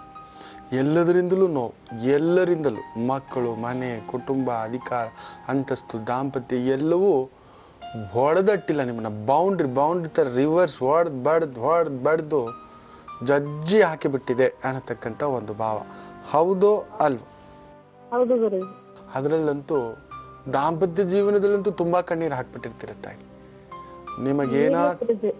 ಅಮ್ಮ ಈಗಲೂ ಗುರುಜಿ. ಹೌದು, ನಿಮಗೇನಾದ್ರೂ ಗಂಡು ಮಗನಿದ್ದರೆ ಖಂಡಿತ ಅವನಿಂದಲೂ ನೋವು ತಿನ್ನುವಿರಿ. ಅದಕ್ಕೆ ಗುರುಜಿ ನನ್ಗೆ 2 ಹೆಣ್ಮಕ್ಳು ಸಾಕು ಅಂತ ಆಪರೇಷನ್ ಮಾಡಿಸ್ಬಿಟ್ಟಿದ್ದೇನೆ. ಪುತ್ರ ದೋಷ. ಒಂದ್ ಕೆಲಸ ಮಾಡಿ, ಗುರು ದೋಷವಿರುವ ಜಾತಕವಾಗಿರೋದ್ರಿಂದ ಜೀವನದಲ್ಲಿ ಒಮ್ಮೆ ಆದ್ರೂ ಇದೊಂದು ಮಾಡ್ಕೊಂಬಂದ್ಬಿಡಿ ಸಾಕು, ಬೇರೆ ಏನು ಬೇಡ. ಬೃಂದಾವನಕ್ಕೆ ಹೋಗಿ, ಮಂತ್ರಾಲಯ ಕ್ಷೇತ್ರಕ್ಕೆ ಹೋಗಿ ಒಂದು 3 ದಿನ ಅಲ್ಲಿದ್ದು 3 ರಾತ್ರಿ ಆ ಗುರುವಿನ ದರ್ಶನ ಸೇವೆಯನ್ನ ಮಾಡಿಕೊಂಡು ಬರತಕ್ಕಂಥದ್ದು ಮಾಡಿ. 3, 5 ಇಲ್ಲ 7 ದಿನ ನೋಡಿ, ನಿಮ್ಮ ಜೀವನದಲ್ಲಿ ಬಂದಿರತಕ್ಕಂಥ ಕಷ್ಟ, ಕೋಟೆಲ್ಗಳು, ನೋವು, ದುಃಖ, ದುಮ್ಮಾನ ಇವೆಲ್ಲದರಿಂದಲೂ ಹೊರಗಡೆ ಬರತಕ್ಕಂಥದ್ದಾಗುತ್ತೆ. ಆಮೇಲೆ ತಾಯಿ ತಪ್ಪದೆ ಶುಕ್ರವಾರಗಳಂದು ಒಂದು ಹಸಿರು ಬ್ಲೌಸ್ ಪೀಸ್, ಇಲ್ಲವೇ ಒಂದು 6 ಹಸಿರು ಬಳೆ, 6 ಹಸಿರು ಬಳೆ, ಇದನ್ನ ತಗೊಂಡು ಹೋಗಿ ಲಕ್ಷ್ಮೀ ದೇವಸ್ಥಾನದಲ್ಲಿ ಕೊಟ್ಟು ತುಳಸಿ ಸಮೇತ ಅರ್ಚನೆ ಮಾಡಿಸಿ ಬನ್ನಿ. ಅಲ್ಲಿಯೇ ಒಂದು 10 ನಿಮಿಷ ಕುಳಿತು ಲಕ್ಷ್ಮೀ ಸಹಸ್ರನಾಮ ಜಪವಾದರೂ ಸರಿ ಮಾಡಿಕೊಳ್ಳುತ್ತಾ ಬನ್ನಿ. ಶುಕ್ರ ನಿಮ್ ಜಾತಕದಲ್ಲಿ ಚೆನ್ನಾಗಿದೆ, ಓ ಮಹಾರಾಣಿನೇ ನೀವು. ಹೇಗಾದ್ರೂ ದುಡ್ಡು ಬರುವುದು ತಾಯಿ, ಆದ್ರೆ ನಿಲ್ಲುವುದಿಲ್ಲ. ಇದನ್ನು ಮಾಡ್ಕೊಂಡು ಬನ್ನಿ. ಆ ಲಕ್ಷ್ಮೀ ಪ್ರಭಾವಕ್ಕೊಳಗಾಗಿ ಚೆನ್ನಾಗಿ ಬಾಳ್ತೀರಾ, ಚೆನ್ನಾಗಿರ್ತೀರಾ. ಹೋಗಿ ಬನ್ನಿ. ಶಾರದಾ ಅವರೇ, ಧನ್ಯವಾದಗಳು ನಮ್ಮ ಕಾರ್ಯಕ್ರಮಕ್ಕೆ ಕರೆಯನ್ನ ಮಾಡಿದ್ದಕ್ಕಾಗಿ. ಗುರುಜಿ, ಈಗೇನ್ ತಿಳಿಸ್ಕೊಡ್ತೀರಾ ಗುರುಜಿ? ರುದ್ರಾಕ್ಷಿಗಳ ಬಗ್ಗೆ ತಿಳಿಸ್ಕೊಡ್ತೇನೆ ಅಂತ ಹೇಳಿದ್ದೆ. ರುದ್ರಾಕ್ಷಿ ಅಲ್ಲೆಲ್ಲಿ ಏಕಮುಖಿ ಧರಿಸಿ, 2 ಮುಖ ಧರಿಸಿ, 3 ಮುಖ ಧರಿಸಿ ಇದೆಲ್ಲ ಮಾತಾಡ್ಕೊತಿರ್ತಾರೆ. ಆದರೆ ಮೊದಲು ತಿಳ್ಕೊಬೇಕಾಗಿರೋದು ಯಾರು ರುದ್ರಾಕ್ಷಿಯನ್ನ ಧರಿಸ್ಬೇಕು, ಇದನ್ನ ನೆನ್ಪಿಟ್ಕೊಳ್ಳಿ. ಅತಿ ಮುಖ್ಯವಾಗಿ ಸ್ತ್ರೀಯರು 8ನೇ ವಯಸ್ಸಿನಿಂದ 55ನೇ ವಯಸ್ಸಿನವರೆಗೂ ಯಾವುದೇ ಕಾರಣಕ್ಕೂ ರುದ್ರಾಕ್ಷಿಯನ್ನ ಧರಿಸಲೇಬಾರದು. ಇದು ನೆನಪಿಟ್ಟುಕೊಳ್ಳಿ. ರುದ್ರಾಕ್ಷಿಯನ್ನ ಸಣ್ಣ ಮಕ್ಕಳು ಧರಿಸಲೇಬಾರದು. ಅವ್ರಿಗೆ ಗೊತ್ತಾಗಲ್ಲ, ಎಲ್ಲಂದ್ರೆ ಅಲ್ಲಿ, ಹೇಗಂದ್ರೆ ಹಾಗೆ, ಮಲಗೋದು, ತಿನ್ನೋದು, ಬಾಯಲ್ಲಿಟ್ಕೊಳ್ಳೋದು ಇದೆಲ್ಲ ಮಾಡ್ತಾರೆ. ಅದಕ್ಕೋಸ್ಕರ ಹೇಳ್ತೇನೆ, ಹೆಣ್ಣು ಮಕ್ಕಳು ಯಾಕೆ 8ನೇ ವಯಸ್ಸಿನಿಂದ 55ರವರೆಗೂ ಅಂದ್ರೆ ರಜಸ್ವಾಲಿ ಆಗ್ತಕ್ಕಂಥ ಒಂದು ಶಕ್ತಿ ಇರುತ್ತೆ ನಿಮಗೆ. ನೀವು ಅಮ್ಮ, ನೀವು ಸೊ ಅಮ್ಮನಾಗೇ ಇರ್ಬೇಕೇ ವಿನಾ ಸನ್ಯಾಸಿ ಆಗಬಾರದು. ಸೊ ಸನ್ಯಾಸಿ ಆಗ್ಲಿಕ್ಕಲ್ಲ ನಿಮ್ಮನ್ನ ಭಗವಂತ ಕಲಿಸಿರೋದು. ಮೊದಲು ಸೃಷ್ಟಿ ಕಾರ್ಯ, ಅಕ್ಕನಾಗಿ, ಸಹೋದರಿಯಾಗಿ, ಸ್ನೇಹಿತೆಯಾಗಿ, ಹೆಂಡತಿಯಾಗಿ, ಅತ್ತಿಗೆಯಾಗಿ, ನಾದಿನಿಯಾಗಿ, ಅಮ್ಮನಾಗಿ, ಅಯ್ಯೋ ಜೀವನದಿಯ ನೀವು, ಜೀವನಾಡಿಯ ನಮಗೆ ಅಂತ ತಾಯಿ ಜೀವ. ನೀವು ರುದ್ರಾಕ್ಷಿ ಹಾಕೋಬಿಟ್ಟು ಎಲ್ಲೋ ಮೂಲೆಯಲ್ಲಿ ಕುತ್ಕೋಬಿಟ್ಟು ಜಪ ತಪ ಧ್ಯಾನ ಅಂತ ಕುತ್ಕೋಬಿಟ್ರೆ ಮನೆಗೆ ಯಾರು ನೋಡ್ತಾರೆ? ಮಕ್ಕಳನ್ನ, ಯಜಮಾನರನ್ನ, ಅಮ್ಮ ಅಪ್ಪನರನ್ನ, ಅಣ್ಣ ತಮ್ಮಂದಿರನ್ನ, ಲೋಕವನ್ನ ಯಾರು ಸಂರಕ್ಷಿಸ್ತಾರೆ? ಹೌದಲ್ವೋ? ಸೊ ಅದಕ್ಕೋಸ್ಕರವೇ ಹೇಳ್ತೇವೆ, ಹೆಣ್ಣುಮಕ್ಕಳು ಅತಿ ಮುಖ್ಯವಾಗಿ 8ನೇ ವಯಸ್ಸಿನಿಂದ 55ನೇ ವಯಸ್ಸಿನವರೆಗೂ ಧರಿಸಬಾರ್ದು. 55 ಆದ್ಮೇಲೆ ಮನಸ್ಸು ದೇಹ ಎರಡೂ ಮಾಗಿರುತ್ತೆ, ಓಕೆ ಅನ್ನತಕ್ಕಂಥದ್ದು ಅನ್ನಿಸ್ಬಿಡುತ್ತೆ. ಸೊ ಆ ಜೀವನ ಒಂದು ಹಂತಕ್ಕೆ ತಕ್ಕಂಥದ್ದಾಗುತ್ತೆ. ಆಗ ಆ ಒಂದು ರುದ್ರಾಕ್ಷಿಯನ್ನು ಧರಿಸ್ಕೊಳ್ಳೋದು ಬಹುದೊಡ್ಡ ಯಶಸ್ಸನ್ನ ಕೊಡ್ತಕ್ಕಂಥದ್ದಾಗುತ್ತೆ. ಇನ್ನು ರುದ್ರಾಕ್ಷಿಯನ್ನ ಗಂಡಸರೇ ಆಗಲಿ ಹೆಂಗಸರೇ ಆಗಲಿ ಹಾಕ್ಕೊಂಡಿದ್ದೀರಂದ್ರೆ ಪುರುಡು, ಮೈಲಿಗೆ, ರುದ್ರಭೂಮಿ, ಮರಣದ ಮನೆಗೆ ಯಾವುದೇ ಕಾರಣಕ್ಕೂ ಹಾಕಿಕೊಂಡು ಹೋಗಬಾರದು. ಪುರುಡು ಎಲ್ಲೋ ಮಗು ಹುಟ್ಟಿದೆ, ಮೈಲಿಗೆ ಎಲ್ಲೋ ಸಾವಾಗಿದೆ, ರುದ್ರಭೂಮಿ ಯಾರೋ ಸತ್ತೋಗಿದ್ದಾರೆ, ಎತ್ಕೊಂಡು ಹೋಗ್ತಿದ್ದಾರೆ, ಎಲ್ಲೋ ಹಾಸ್ಪಿಟಲ್ ಸತ್ತೋಗಿದ್ದಾರೆ, ಇಲ್ಲ ಮನೇಲಿ ಸತ್ತೋಗಿದ್ದಾರೆ, ಹಾಕಿಕೊಂಡು ರುದ್ರಾಕ್ಷಿಯನ್ನ ಹೋಗಬಾರದು, ತೆಗೆದಿಟ್ಟು ಹೋಗಬೇಕು. ಏನು ಯಾವುದೇ ಕಾರಣಕ್ಕೂ ಹೆಣ್ಣು ಮಕ್ಕಳು ಆ 8ರಿಂದ 55ನೇ ವಯಸ್ಸಿನ ಒಳಗಡೆ ರುದ್ರಾಕ್ಷಿನ ಧರಿಸಲೇಬಾರದು. ನೀವು ಮಾಡಿರ್ತಕ್ಕಂಥ ಅಷ್ಟೂ ಪೂಜೆಗಳು ಪುಣ್ಯಗಳು ಕಳೆದು ಹೋಗ್ತವೆ. ಸಂಸಾರಿಯಾಗಿದ್ರೆ ರಜಸ್ವಾಲೆಯಾಗುವ ಯಾವುದೇ ಹೆಣ್ಣು ಮಕ್ಕಳು ಧರಿಸಬಾರದು ಅನ್ನತಕ್ಕಂಥ ನಿಯಮವಿದೆ ರುದ್ರಾಕ್ಷಿ ಪುರಾಣದಲ್ಲಿ. ಇದೊಂದನ್ನು ನೆನಪಿಟ್ಕೊಳ್ಳಿ. ಕೆಲವರು ಹಾಕ್ಕೋತಾರೆ, ಇಲ್ಲ ಅನ್ನತಕ್ಕಂಥದ್ದೇನೂ ಇಲ್ಲ. ಬಟ್ ರುದ್ರಾಕ್ಷಿ ಪುರಾಣದಲ್ಲಿ ಏನು ಹೇಳುತ್ತೆ ಅಂತ ಹೇಳಿದ್ರೆ, ಎಲ್ಲೋ ಆ ಒಂದು ಗೊತ್ತೋ ಗೊತ್ತಿಲ್ಲದೆಯೋ ಆ ಹೆಣ್ಣು ಮಕ್ಕಳು ರಜಸ್ವಾಲೆ ಆದಾಗ ಅಕಸ್ಮಾತ್ ನಿಮ್ಮ ದೇಹದ ಮೇಲೆ ಏನಾದರೂ ಇತ್ತು, ನೀವು ಮಾಡಿರ್ತಕ್ಕಂಥ ಪೂಜಾ ಪುಣ್ಯ ಎಲ್ಲವೂ ಕಳ್ಕೊಂಡು ಇನ್ನಷ್ಟು ನಷ್ಟ, ದುಃಖ, ದುಮ್ಮಾನಗಳಿಗೆ ಒಳಗಾಗುವ್ರಿ, ಅವಮಾನಗಳಿಗೆ ಒಳಗಾಗ್ತಕ್ಕಂಥದ್ದಾಗುವುದು. ಇನ್ನು ಯಾವುದೇ ಕಾರಣವಾಗಲಿ ರುದ್ರಾಕ್ಷಿಯನ್ನು ಒಂದ್ಸಲಿ ಧರಿಸಿದ ಮೇಲೆ ಅದನ್ನ ನೆಲಕ್ಕೆ ಸೋಕಿಸಬಾರದು. ಅದಕ್ಕೆ ಹೇಳ್ತಿರ್ತೀವಿ, ಬಗ್ಗಿ ನಮಸ್ಕಾರ ಹಾಕಬೇಡಿ. ಕೆಲವರು ಗೊತ್ತೋ ಗೊತ್ತಿಲ್ಲದೆಯೋ ರುದ್ರಾಕ್ಷಿ ಹಾಕೊಂಡಿರ್ತೀರ, ಈ ತರ ಬಗ್ಗದಾಗ ಅದಕ್ಕೆ ಹೆಣ್ಮಕ್ಳಿಗೂ ಹೇಳೋದು, ಅದಕ್ಕೆ ಅಮ್ಮ ತಾಯಂದ್ರ ಯಾರಿಗೂ ಕಾಲ್ ಮುಟ್ಟಿ ನಮಸ್ತೆ ಆಗ್ಬೇಡಿ. ನಿಮ್ಮ ಯಜಮಾನ್ರಿಗೆ ಬಿಟ್ರೆ, ನಿಮ್ಮ ತಂದೆ ತಾಯಿಗಳಿಗೆ ಬಿಟ್ರೆ ಇನ್ನು ಯಾರಿಗೂ ಹೆಚ್ಚಾಗಿ ಕಾಲ್ ಮುಟ್ಟಿ ನಮಸ್ಕಾರ ಆಗ್ಬೇಡಿ. ಯಾಕೆಂದ್ರೆ ರುದ್ರಾಕ್ಷಿಗಿಂತಲೂ ಪವಿತ್ರವಾದಂತಹ ಒಂದು ವಸ್ತು ನಿಮ್ಮ ಕುತ್ತಿಗೆಯಲ್ಲಿರುತ್ತೆ, ಅದು ನಿಮ್ಮ ಮಾಂಗಲ್ಯ. ಅದು ಭೂಮಿನ ಸೋಕೋ ಆಗಿಲ್ಲ. ಭೂಮಿನ ಸೋಕೋದು ಯಾವಾಗ ಗೊತ್ತಾ? ನಿಮ್ಮ ಯಜಮಾನ ಮಣ್ಣಲ್ಲಿ ಹೋದಾಗ. ಈ ರುದ್ರಾಕ್ಷಿಯೂ ಅಷ್ಟೇ, ಕುತ್ತಿಗೆಯಲ್ಲಿ ಹಾಕೊಂಡಿದ್ದೀರಾ, ಬಗ್ಗೆ ಅವ್ರ ಕಾಲಿಗೆ ನಮಸ್ತೆ ಹಾಕಬಾರ್ದು. ಹಾಕಿದ್ರು ಕೂಡ ಈ ರೀತಿ ಇಟ್ಟುಕೊಂಡು ನಮಸ್ತೆ ಹಾಕ್ತಕ್ಕಂಥದ್ದು ಮಾಡಬೇಕು. ಆ ಒಂದು ರುದ್ರಾಕ್ಷಿ ಭೂಮಿಯನ್ನ ಸೋಕಬಾರದು. ಸೋಕಿದರೆ ನೀವು ಅಷ್ಟೂ ದಿನಗಳು ಮಾಡಿರ್ತಕ್ಕಂಥ ಪುಣ್ಯ ಕಾರ್ಯಗಳು ನಿಷ್ಫಲವಾಗುವವು. ಎಚ್ಚರಿಕೆ. ಏನು? ಯಾವುದೇ ಕಾರಣಕ್ಕೂ ಅಪವಿತ್ರವಾಗದಂತೆ ನೋಡಿಕೊಳ್ಳಿ. ಎಲ್ಲಂದ್ರೆ ಅಲ್ಲಿ ಟಾಯ್ಲೆಟ್ಗೂ ಹಾಕೊಂಡು ಹೋಗೋದಲ್ಲೇ, ಬಾತ್ರೂಮ್ಗೆ ಹೋದ್ರು ಹಾಕೊಂಡು ಹೋಗೋದಲ್ಲೇ, ತಿನ್ಲಿಕ್ಕೆ ಹೋದ್ರು, ಹೋಟ್ಲಿಗೆ ಹೋದ್ರು. ನೋಡಿ, ಒಂದು ರುದ್ರಾಕ್ಷಿಯನ್ನ ಧರಿಸ್ಕೊಂಡ್ಮೇಲೆ ಅದನ್ನ ದೇವಸ್ಥಾನಗಳಿಗೆ ಹೋದಾಗ, ಪೂಜಾ ಸ್ಥಳಗಳಿಗೆ ಹೋದಾಗ, ಧಾರ್ಮಿಕ ಕ್ಷೇತ್ರಗಳಿಗೆ ಹೋದಾಗ, ತೀರ್ಥಕ್ಷೇತ್ರಗಳಿಗೆ ಹೋದಾಗ ಹಾಕಿಕೊಳ್ಳುವುದು ಶ್ರೇಯಸ್ಕರ. ಅಲ್ಲಿ ಸ್ನಾನ, ಜಪ, ತಪ, ಧ್ಯಾನ, ದರ್ಶನ, ಅಭಿಷೇಕ ಅದು ಇನ್ನಷ್ಟು ಶಕ್ತಿ ಹೆಚ್ಚಿಸುತ್ತೆ. ನಿಮಗೂ ಕೂಡ ಪೂರ್ಣ ತೃಪ್ತ ಭಾವವನ್ನು ತಂದುಕೊಡುತ್ತೆ. ನಿಮ್ಮಲ್ಲೂ ಕೂಡ ಆ ಒಂದು ದೈವ ತೇಜಸ್ಸನ್ನ ಹೆಚ್ಚಿಸ್ತಕ್ಕಂಥದ್ದು ಮಾಡಿಸುತ್ತೆ. ಎಲ್ಲಂದ್ರೆ ಅಲ್ಲಿ ಪಾರ್ಟಿ, ಈಗೆಲ್ಲ ನೋಡಿಪ್ಪ, ಕ್ಲಬ್ಬು, ಪಬ್ಬು, ಪಾರ್ಟಿ, ಎಲ್ಲಂದ್ರೆ ಅಲ್ಲಿ ಹೆಂಗಂದ್ರೆ ಹಾಗೆ ನಿಮ್ಮ ಜೀವನ ಪದ್ಧತಿಯನ್ನ, ಶೈಲಿಯನ್ನ ಬದಲಾಯಿಸ್ಕೊಬಿಟ್ಟಿದ್ದೀರಾ. ನೀವು ಹಾಕೊಂಡು ಅಲ್ಲೆಲ್ಲ ಹೋಗ್ಬೇಡಿ. ಹೋಗ್ತೀರಾ, ತೆಗೆದಿಟ್ಬಿಟ್ಟು ಹೋಗಿ. ನೆತ್ತಿಲ್ ಪಟ್ಟೆ ಅಂದ್ರೆ ನೆತ್ತಿನಲ್ಲಿ ಪಟ್ಟೆ ಇಟ್ಕೊಂಡು, ಕುತ್ತಿಗೆನಲ್ಲಿ ಈ ಒಂದು ಕಟ್ಟೆ ಇಟ್ಕೊಂಡು ಅಂತ ಹೇಳಿದ್ರೆ, ಈ ಒಂದು ರುದ್ರಾಕ್ಷಿ ಹಾಕೊಂಡು ಈ ಕಟ್ಟಿಗೆನ ಹೊತ್ಕೊಂಡು ಎಲ್ಲೆಲ್ಲೋ ಓಡಾಡಬೇಡಿ. ನಿಯಮ ಇದೆ. ಅಷ್ಟು ನಿಯಮಗಳು ಮಾಡ್ಲಿಕ್ಕಾಗ್ಲಿಲ್ವಾ? ಬೆಳಿಗ್ಗೆ ಎದ್ದು ಸ್ನಾನ ಮಾಡಿದ್ಮೇಲೆ ಒಂದು 10 ನಿಮಿಷ ಹಾಕೊಳ್ಳಿ. ದೇವರ ಜಪ, ತಪ, ಧ್ಯಾನ ಮಾಡಿ ಆ ನಂತರ ದೇವ್ರ ಮನೆಯಲ್ಲಿ ಒಂದು ಬಟ್ಲಲ್ಲಿ ತೆಗೆದಿಟ್ಟು, ಶಿವ ನಿನಗೆ ಸೇರಿದ್ದು, ನಾನು ಯಾವುದೇ ಕಾರಣಕ್ಕೂ ಯಾವುದೇ ತಪ್ಪು ದಾರಿ ಹೋಗದ ಹಾಗೆ ನನಗೆ ದಾರಿ ತೋರಿಸು ಅಂತ ಸಂಕಲ್ಪ ಮಾಡಿಕೊಂಡು ಹೋಗ್ತಕ್ಕಂಥದ್ದು ಮಾಡಿ. ಇಲ್ಲ ಅಂದ್ರೆ ಸರ್ವನಾಶವಪ್ಪ. ನಾನು ನೋಡಿದ್ದೇನೆ, ತುಂಬಾ ಖುಷಿಗೆ ಹಾಕೋಬಿಡ್ತೀರಾ. ಆಮೇಲೆ ಬಂದ್ಬಿಟ್ಟು ಡೈವರ್ಸ್ ಆಯ್ತು ಗುರುಗಳೇ, ಸಪ್ರೇಷನ್ ಆಯ್ತು ಗುರುಗಳೇ, ಇನ್ನೂ ಸನ್ಯಾಸತ್ವ ಬಂದ್ಬಿಡ್ತು ಗುರುಗಳೇ, ವೈರಾಗ್ಯ ಬಂದ್ಬಿಡ್ತು ಗುರುಗಳೇ, ಹೆಂಡ್ತಿನ ಕಂಡ್ರೆ ಯಾಕೋ ರವ ರವ ರವ ಅನ್ಸುತ್ತೆ, ಗಂಡನ್ ಕಂಡ್ರೆ ಯಾಕೋ ಹೊಡಿಬೇಕು ಪಡಿಬೇಕು, ಅವನನ್ನು ದೂರ ತಳ್ಳಬೇಕು ಅನ್ಸುತ್ತೆ. ಇದೆಲ್ಲ ಆಗ್ತಕ್ಕಂಥದ್ದು ಆಗ್ಬಿಡುತ್ತೆ. ಎಚ್ಚರಿಕೆ. ಯಾವುದೇ ಕಾರಣಕ್ಕೂ ರುದ್ರಾಕ್ಷಿ ಮಾಲೆಯನ್ನ ಅಪವಿತ್ರ ಅಂದ್ರೆ ಸಂಸಾರಿಗಳು ಹಾಕಿಕೊಂಡು ಎಚ್ಚರಿಕೆ. ಅದ್ರ ಮುಂದಿನ ಮಾತು ನಾನು ಇನ್ನೇನು ಹೇಳೋದಿಲ್ಲ. ರುದ್ರಾಕ್ಷಿ ಹಾಕೊಂಡಿದ್ದೀರಾ, ಹಾಕಿಕೊಂಡು ನಿಮ್ಮ ಸಂಗಾತಿಯ ಜೊತೆ ಮಂಚದಲ್ಲಿ ಮಲಗುವ ಮಾತೇ ಇಲ್ಲ. ಇದು ನಿಯಮ. ಅಪವಿತ್ರ ಅನ್ನೋದದೇ. ಅತಿ ಮುಖ್ಯವಾಗಿ ಹಾಕೊಂಡಿದ್ದೀರಾ, ತೆಗೆದು ಬಿಡಿ. ಸಂಸಾರಿ ನೀವು. ಆಕೆಯನ್ನ, ಗೌರಿಯನ್ನ ಚೆನ್ನಾಗಿ ನೋಡಿಕೊಳ್ಳುವುದು ನಿಮ್ಮ ಕರ್ತವ್ಯ. ಸೊ ತೆಗೆದಿಟ್ಟು ಆ ಭಗವಂತನಿಗೆ, ಆ ನಂತರ ನಿಮ್ಮ ಗೌರಿಯನ್ನು ಮೊದಲು ನೋಡಿ, ಆಮೇಲೆ ನಿಮ್ಮ ಶಿವಯ್ಯ. ಅದನ್ನ ಸರಿಯಾಗಿ ನೋಡ್ಕೊಳ್ಳದೆ, ಹೆಂಡತಿಗೆ ಸರಿಯಾಗಿ ನೋಡ್ಕೊಳ್ಳದೆ, ಮಕ್ಕಳಿಗೆ ಸರಿಯಾಗಿ ದುಡ್ಡು ತಂದು ಹಾಕದೆ ನೀವು ರುದ್ರಾಕ್ಷಿ ಹಾಕಿಕೊಂಡು ಬಿಟ್ಟೆ ದೇವರು ಬರ್ತಾನೆ, ಕಷ್ಟ ದೂರ ಮಾಡ್ತಾನೆ ಅಂತ ಹೇಳ್ದ ಅಂದ್ರೆ ನಿಮಗಿಂತ ಒಂದು ಎಡವಟ್ಟು ಮನುಷ್ಯ ಇನ್ಯಾರೂ ಇಲ್ಲ. ಮೊದಲು ಸಂಸಾರ, ಆಮೇಲೆ ಸನ್ಯಾಸ ಭಾವ. ಮೊದಲು ನಿಮ್ಮ ಹೆಂಡತಿ, ಮಕ್ಕಳು, ಅಮ್ಮ ಅಪ್ಪ, ಅಣ್ಣ ತಮ್ಮ, ಸ್ನೇಹಿತರು, ಆ ನಂತರ ನಿಮ್ಮ ಒಂದು ಪರ್ಸನಲ್ ಥಿಂಗ್ಸ್. ಒಂದ್ಸಲಿ ಜವಾಬ್ದಾರಿ ತಗೊಂಡ್ಮೇಲೆ ನಾನು ನಿನಗೆ ಜೀವನ ಪರ್ಯಂತ ನಿಂತಿರ್ತೇನೆ ಅಂತ ಮಾತು ಕೊಟ್ಟ ಮೇಲೆ ಜೀವನ ಪರ್ಯಂತ ಮಾತು ಒಳಪಟ್ಟಿರ್ಬೇಕು. ಬಿಟ್ಬಿಟ್ಟು ನಡುಮಧ್ಯದಲ್ಲಿ ದಿಢೀರಂತ ರುದ್ರಾಕ್ಷಿ ಹಾಕೋಬಿಟ್ಟು ಹೋದಂದ್ರೆ ಮೋಸ ಮಾಡಿದ ಹಾಗೆ, ಮದುವೆನೇ ಆಗ್ಬಾರ್ದಿತ್ತು. ಹೌದಲ್ವೋ? ಇರ್ಲಿ, ಇನ್ನಷ್ಟು ಮಾತುಕತೆ ಈ ರುದ್ರಾಕ್ಷಿಗಳ ಬಗ್ಗೆ ಮುಂದಿನ ಭಾಗದಲ್ಲಿ ಹೇಳ್ತೇನೆ, ಕಾದು ನೋಡಿ. ಈಗ ಒಂದು ಪತ್ರವನ್ನ ನೋಡೋಣ ಗುರುಜಿ. ಸುಚಿತ್ರಾ ಅನ್ನೋರು ಬರೀತಿದ್ದಾರೆ ಬಳ್ಳಾರಿಯಿಂದ ಈ ಪತ್ರವನ್ನ. ಅವ್ರು ಕೇಳ್ತಿದ್ದಾರೆ, ಗುರುಜಿ ನಮ್ಮ ಮನೆಯಲ್ಲಿ ಒಮ್ಮೆ ವಿಶೇಷವಾದ ಪೂಜೆಯನ್ನ ನಾವು ಏರ್ಪಾಡು ಮಾಡಿದ್ವಿ. ತುಂಬಾ ಮುದ್ದು ಗುರುಜಿ ನಮ್ಗೆ ನಾಯಿ ಅಂದ್ರೆ ಮನೆಯಲ್ಲಿ ಸಾಕೊಂಡಿದ್ವಿ.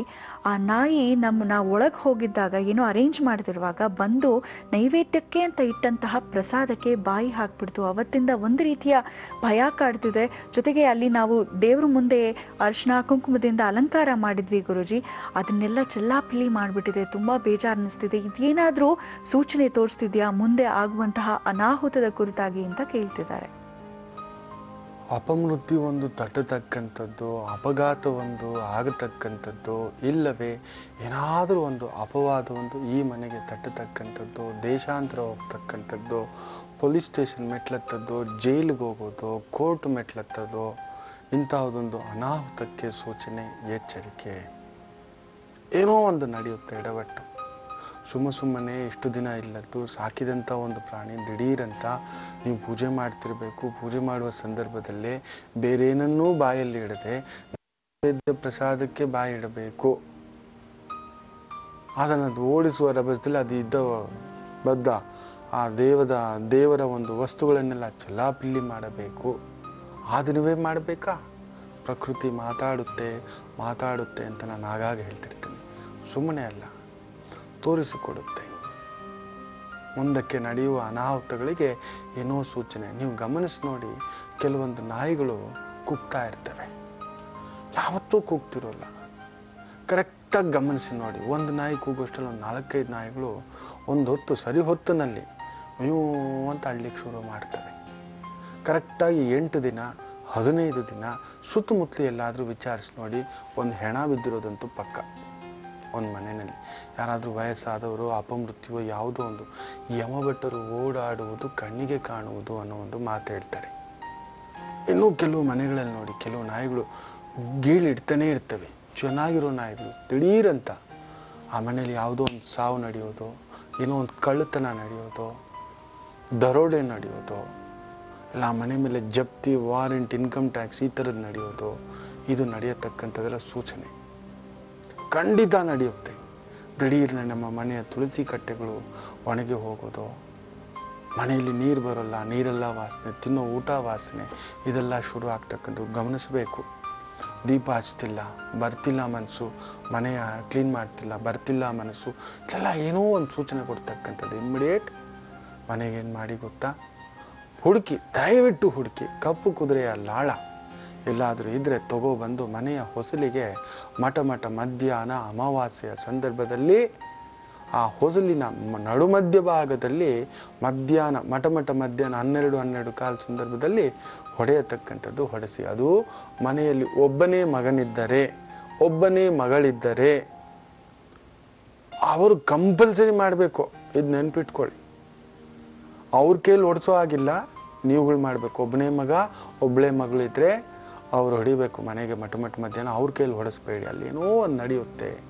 ಇರೋದೊಬ್ಬರೇ ನಮಗೆ ಜೀವನಾಧಾರ. ಅವ್ರಿಗೂ ಹೆಚ್ಚು ಕಮ್ಮಿ ಆಗಿಬಿಟ್ರೆ ಎಚ್ಚರಿಕೆ ಅಂತ. ಆಮೇಲೆ ಕಂಪಲ್ಸರಿ ತುಳಸಿ ಗಿಡವನ್ನು ಪಶ್ಚಿಮ ಹಾಗೂ ದಕ್ಷಿಣ ಕಂಪಲ್ಸರಿ ಒಂದು 2 ಇಟ್ಟಿಗೆ ಇಟ್ಟು ಅದರ ಮೇಲೆ ಅದನ್ನು ಇಡತಕ್ಕಂಥ ತುಳಸಿ ಗಿಡವನ್ನು ಪ್ರತಿನಿತ್ಯವೂ ಸಂಧ್ಯಾಕಾಲದಲ್ಲಿ ಅಲ್ಲಿ ದೀಪ ಉರಿಯುವ ಹಾಗೆ ಪಶ್ಚಿಮದಲ್ಲೊಂದು ತುಳಸಿ ಗಿಡ, ಇಲ್ಲ ದಕ್ಷಿಣದಲ್ಲಿ, ಇಲ್ಲ ಪಶ್ಚಿಮ ದಕ್ಷಿಣದ ಮೂಲೆ ನೈಋತ್ಯ ಮೂಲೆಯಲ್ಲಿ 1-2 ಇಟ್ಟಿಗೆ ಇಟ್ಟು ಹೈಟ್ ಮಾಡಿಬಿಟ್ಟು ಅಲ್ಲೊಂದು ತುಳಸಿ ಗಿಡ ಇಟ್ಟು ದೀಪ ಹಚ್ಚತಕ್ಕಂಥದ್ದು ಮಾಡಿ ಪ್ರತಿನಿತ್ಯ ಸಂಜೆ.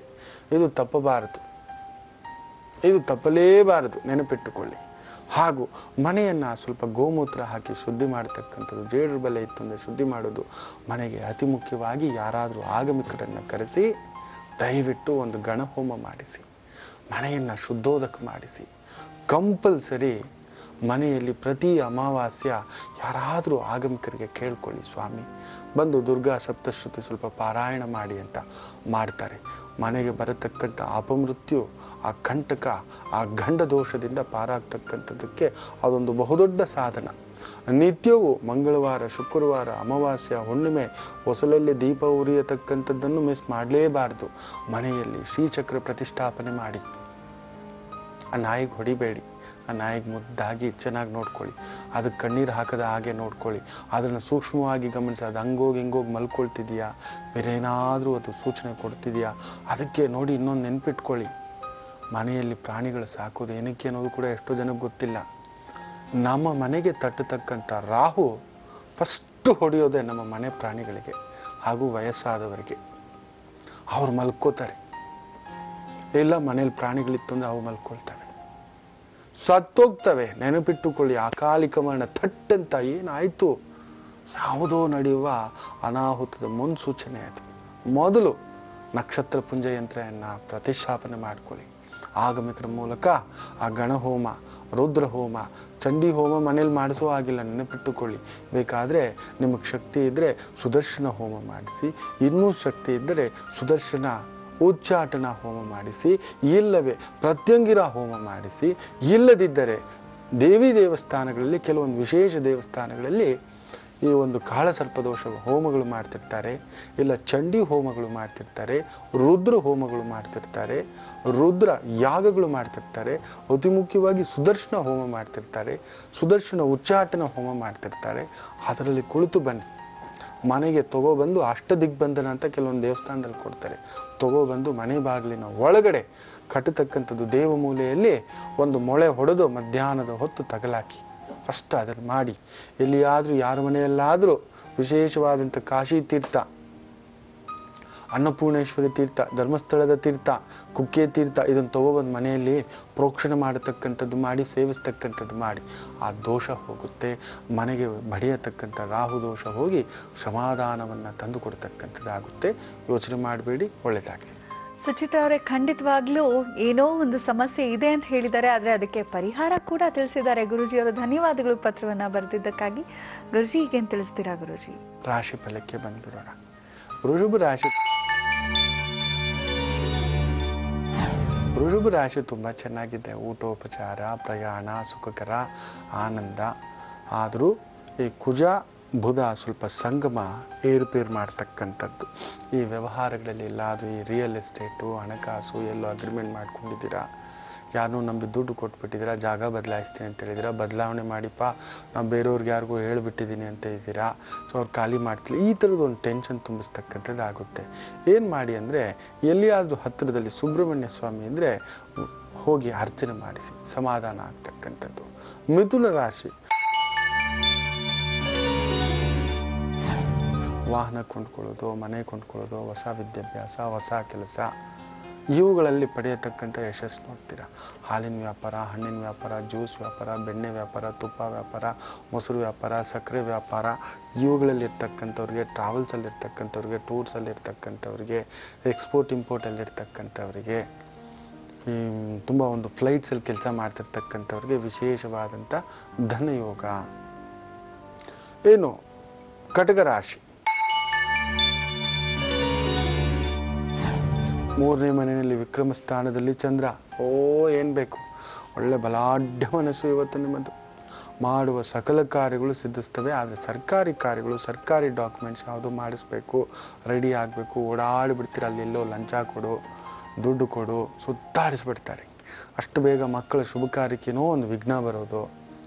ಮದುವೆವರೆಗೂ ಬಂದು ಮಾತುಕತೆಗೆ ಹೇಳಿ ಕಳಿಸ್ತೀವ್ರಿ, ನಮ್ಗೆ ಯಾಕೋ ಈ ಚೌಲ್ಟ್ರಿ ಇಷ್ಟ ಆಗಿಲ್ರಿ, ನಮ್ಗೆ ಯಾಕೋ ಈ ಬಟ್ಟೆ ಇಷ್ಟ ಆಗಿಲ್ರಿ, ಥರದ್ದು ಏನೋ ಒಂದು ಶುಭ ಕಾರ್ಯಕ್ಕೆ ಕಂಟಕ, ವಿಘ್ನ, ನೋವು ಬರ್ತಕ್ಕಂಥದ್ದು ಆಗುತ್ತೆ. ನೋಡಿಕೊಂಡು ಆದಷ್ಟು ರಾಘವೇಂದ್ರ ಸ್ವಾಮಿ ದೇವಸ್ಥಾನದಲ್ಲಿ ಒಂದು 12 ಗುರುವಾರ ಹೋಗ್ಬಿಟ್ಟು ಆ ಒಂದು ಉಯ್ಯಾಲೆ ಸೇವೆಯಲ್ಲಿ ಪಾಲ್ಗೊಳ್ಳಿ. ಗುರುವಾರ ಆ ಭಗವಂತನಿಗೆ, ಮೂಲ ದೇವರಿಗೆ ವಿಶೇಷವಾಗಿ ಕೆಲವೊಂದು ದೇವಸ್ಥಾನದಲ್ಲಿ ಉಯ್ಯಾಲೆ ಸೇವೆ ಎಲ್ಲ ಮಾಡ್ತಿರ್ತಾರೆ. ಅದನ್ನು ಕಣ್ತುಂಬ ನೋಡಿ ಬನ್ನಿ, ನಿಮ್ಮ ಗುರು ಶಾಪ ಹೋಗಿ ನೆಮ್ಮದಿ ಆಗ್ತಕ್ಕಂಥದ್ದಾಗುತ್ತೆ. ಏನು ಸಿಂಹರಾಶಿ, ಪರಿಪೂರ್ಣವಾದಂಥ ಖುಷಿ ಕೊಡ್ತಕ್ಕಂಥ ದಿನ. ಉದ್ಯೋಗದಲ್ಲೊಂದು ಬಡ್ತಿ, ಕಲಾವಿದರಿಗೊಂದು ಒಳ್ಳೆ ಅವಕಾಶ, ವೃತ್ತಿಪರರಾಗಿ ಅದರಲ್ಲಿ ಗಾರ್ಮೆಂಟ್ಸು, ಟೈಲರ್ ಆಗಿ ಕೆಲಸ ಮಾಡ್ತಿದ್ದೀರ, ಮನೇಲಿ ಒಂದು ತಿಂಡಿ ವ್ಯಾಪಾರ ವ್ಯವಹಾರ, ಒಂದು ಕ್ಯಾಂಡಲ್ ಬಿಸ್ನೆಸ್ಸು, ಒಂದು ಇಲ್ಲ ನಿಪ್ಪಟ್ಟು ಚಕ್ಲಿ ಈ ಥರ ಏನಾದರೂ ಒಂದು ಪುಟ್ಟ ತಿಂಡಿ ಮಾಡಿ ಪ್ಯಾಕೆಟ್ ಮಾಡಿ ಹಪ್ಪಳ ಮಾಡಿ ಮಾಡ್ತಿರ್ತಕ್ಕಂಥವ್ರಿಗೆ ವಿಶೇಷವಾದಂಥ ಧನ ಅನುಕೂಲಕರವಾಗಿರ್ತಕ್ಕಂಥದ್ದು. ಸ್ವಲ್ಪ ಆರೋಗ್ಯದ ಕಡೆ ಗಮನ ಕೊಡಿ ಅಷ್ಟೇ. ಕೇತು ಭಾವ ಯಾಕೋ ಮನಸ್ಸು ಸ್ವಲ್ಪ ಡಿಸ್ಟರ್ಬೆನ್ಸ್, ಏನೋ ಒಂದು ಮಾಟ ಮಂತ್ರ ಪ್ರಭಾವ ಅನ್ನತಕ್ಕಂಥದ್ದು ಅನಿಸುತ್ತೆ. ತುಂಬ ಡಿಸ್ಟರ್ಬೆನ್ಸ್ ಆಗಿತ್ತು ಅಂದರೆ ವಿನಾಯಕನಿಗೆ ಮನೆಯಲ್ಲೇ ಒಂದು ಪುಟ್ಟದಾಗಿ ಗರಿಕೆ ಇಟ್ಟು ಪೂಜೆ ಮಾಡ್ಕೊಳ್ಳಿ. ಹೋಗುವ ಕೆಲಸಗಳೆಲ್ಲ ನಿರ್ವಿಘ್ನವಾಗಿ ನಡೀತಕ್ಕಂಥದ್ದು. ಆ ಮನಸ್ಸು ಕೂಡ ವಿಘ್ನವಿಲ್ಲದೆ ಸಮಾಧಾನಕರವಾಗಿರ್ತಕ್ಕಂಥದ್ದಾಗುತ್ತೆ. ಹೋಗ್ಬೇಡಿ. ಈಗ ಒಂದು ಕರೆ ಸ್ವೀಕರಿಸೋಣ. ಹಲೋ ಹಲೋ, ನಮಸ್ತೆ, ಯಾರು ಮಾತಾಡ್ತಿರೋದು? ನನ್ನ ಹೆಸರು ಸುಧಾ ಅಂತ. ಸುಧಾ ಅವ್ರೆ, ಎಲ್ಲಿಂದ ಕರೆ ಮಾಡ್ತಿದ್ದೀರಮ್ಮ? ನಾವು ಹಾಸನಿಂದ ಕಾಲ್ ಮಾಡ್ತಾ ಇದೀವಿ. ಯಾರ ಬಗ್ಗೆ ಕೇಳ್ಬೇಕಿತ್ತು ಸುಧಾ ಅವ್ರೆ? ನನ್ನ ಬಗ್ಗೆ ಕೇಳ್ಬೇಕಿತ್ತು ಮತ್ತು ನಮ್ಮ ಫ್ಯಾಮಿಲಿ ಬಗ್ಗೆ ಕೇಳ್ಬೇಕಿತ್ತು. ಹೇಳಿ ನಿಮ್ಮ ಹುಟ್ಟಿದ ದಿನಾಂಕವನ್ನ. 18/2/1988. ಗುರುಜಿ ಇದ್ದಾರೆ, ಮಾತಾಡಿ ಸುಧಾ ಅವ್ರೆ. ಆಯ್ತು. ನಮಸ್ತೆ. ನಮಸ್ತೆ ಗುರುಜಿ. ನಮಸ್ತೆ ತಾಯಿ. ಶತಭಿಷ ನಕ್ಷತ್ರ ನಿಮ್ಮದು ಕುಂಭರಾಶಿಯ ಪ್ರಭಾವ. ಹೌದು ಗುರುಜಿ. ರಾಹುಗ್ರಸ್ತ ಶುಕ್ರ ತುಂಬಾ ಚೆನ್ನಾಗಿದೆ ಅಂತ ಹೇಳಿದ್ರು ಕೂಡ ಕೇಂದ್ರದಲ್ಲಿ ಶುಕ್ರ ಬಂತು ಅಂದ್ರೆ ಅಲ್ಲಿ ಯಾಕೋ ದಾಂಪತ್ಯದಲ್ಲಿ ಬಿರುಗಾಳಿ ಎಬ್ಬಿಸ್ತಾನೆ, ಅಲ್ಲಿ ಯಾಕೋ ಕುಟುಂಬದಲ್ಲಿ ಹೆಣ್ಣು ಮಕ್ಕಳಿಗೊಂದು ನೋವು ಕೊಡ್ತಾನೆ, ಯಾಕೋ ಈ ಮನೆಯಲ್ಲಿ ಹಣಕಾಸು ಸಮಸ್ಯೆ ಇದೆ, ಆರೋಗ್ಯ ಸಮಸ್ಯೆ ಇದೆ, ದಾಂಪತ್ಯ ಸಮಸ್ಯೆ ಇದೆ, ಕೌಟುಂಬಿಕ ಸಮಸ್ಯೆ ಇದೆ, ಒಂಥರ ವೈರಾಗ್ಯ, ನಿಮಗೆ ಎಲ್ಲ ಮುಗಿದೋಯ್ತು, ಇದಿಷ್ಟೇ, ಏನೂ ಬೇಡ, ಯಾವುದು ಬೇಡ ಅನ್ನೋ ಥರ ಒಂದು ಭಾವ. ಹೌದೋ ಅಲ್ವೋ? ಹೌದು ಗುರುಜಿ, ಅದೇ ನನ್ನ ಮದುವೆ ನಿಧಾನ ಆಗ್ತಾ ಇದೆ, ಅದು ಯಾಕೆ ಅಂತ ಗೊತ್ತಾಗ್ತಾ ಇಲ್ಲ. ಸರಿ, ಏನ್ ಇನ್ನು 25 ವರ್ಷ ಯಾಕೆ ಆತಂಕ ಪಡ್ತೀರಾ? ಕನ್ಯಾ ಲಗ್ನ, ಲಗ್ನದಲ್ಲೇ ಕೇತು ಇತ್ತು ಅಂದ್ರೆ ಮದುವೆ ಸ್ವಲ್ಪ ವಿಳಂಬನೆ ತಾಯಿ. ಆದ್ರೆ ಒಂದಂತೂ ಹೇಳಿರ್ತಾನೆ, ಇದನ್ನ ನೆನ್ಪಿಟ್ಕೊಳ್ಳಿ, ನಿಮಗೇನೇ ಆದ್ರೂ ಕೂಡ ಮದುವೆ ಅನ್ನೋದೇ ಸ್ವಲ್ಪ ನೋವನ್ನ ಕೊಡತಕ್ಕಂಥ ಒಂದು ಜಾತಕ ನೆನಪಿಟ್ಟುಕೊಳ್ಳಿ. ಲಗ್ನದಲ್ಲಿ ಕೇತು ಇತ್ತು ಅಂದ್ರೆ ಒಂಥರ ಪೀಡೆ, ಆಗ್ಲಿಲ್ವಲ್ಲ ಯಾವುದೋ ಒಂದು ಆಯ್ತು ಬಿಡು ಅಂತ ಹೇಳಿ ಹೋಗಿ ಬಿದ್ದು ನೋವು ತಿನ್ನತಕ್ಕಂಥದ್ದಾಗುತ್ತೆ. ಕಂಪಲ್ಸರಿ ಒಮ್ಮೆ ಕುರುಡುಮಲೈ ವಿನಾಯಕ ಮುಳುಬಾಗಲ ಹತ್ರ ತುಂಬಾ ವಿಶೇಷವಾದಂಥ ಒಂದು ದೇವಸ್ಥಾನ, ಹೋಗಿ ಒಂದು ಶಲ್ಯ, ಪಂಚೆ, ಸಿಹಿ, ಹಣ್ಣು ಕೊಟ್ಟು ಬರತಕ್ಕಂಥದ್ದು ಮಾಡಿ. ಇನ್ನೊಂದು ಅತಿ ಮುಖ್ಯವಾಗಿ ನಿಮ್ಗೆ ಸ್ವಲ್ಪ ಕೋಪ, ಹಠ, ಸಿಟ್ಟು ಸ್ವಲ್ಪ ಜಾಸ್ತಿ ತಾಯಿ.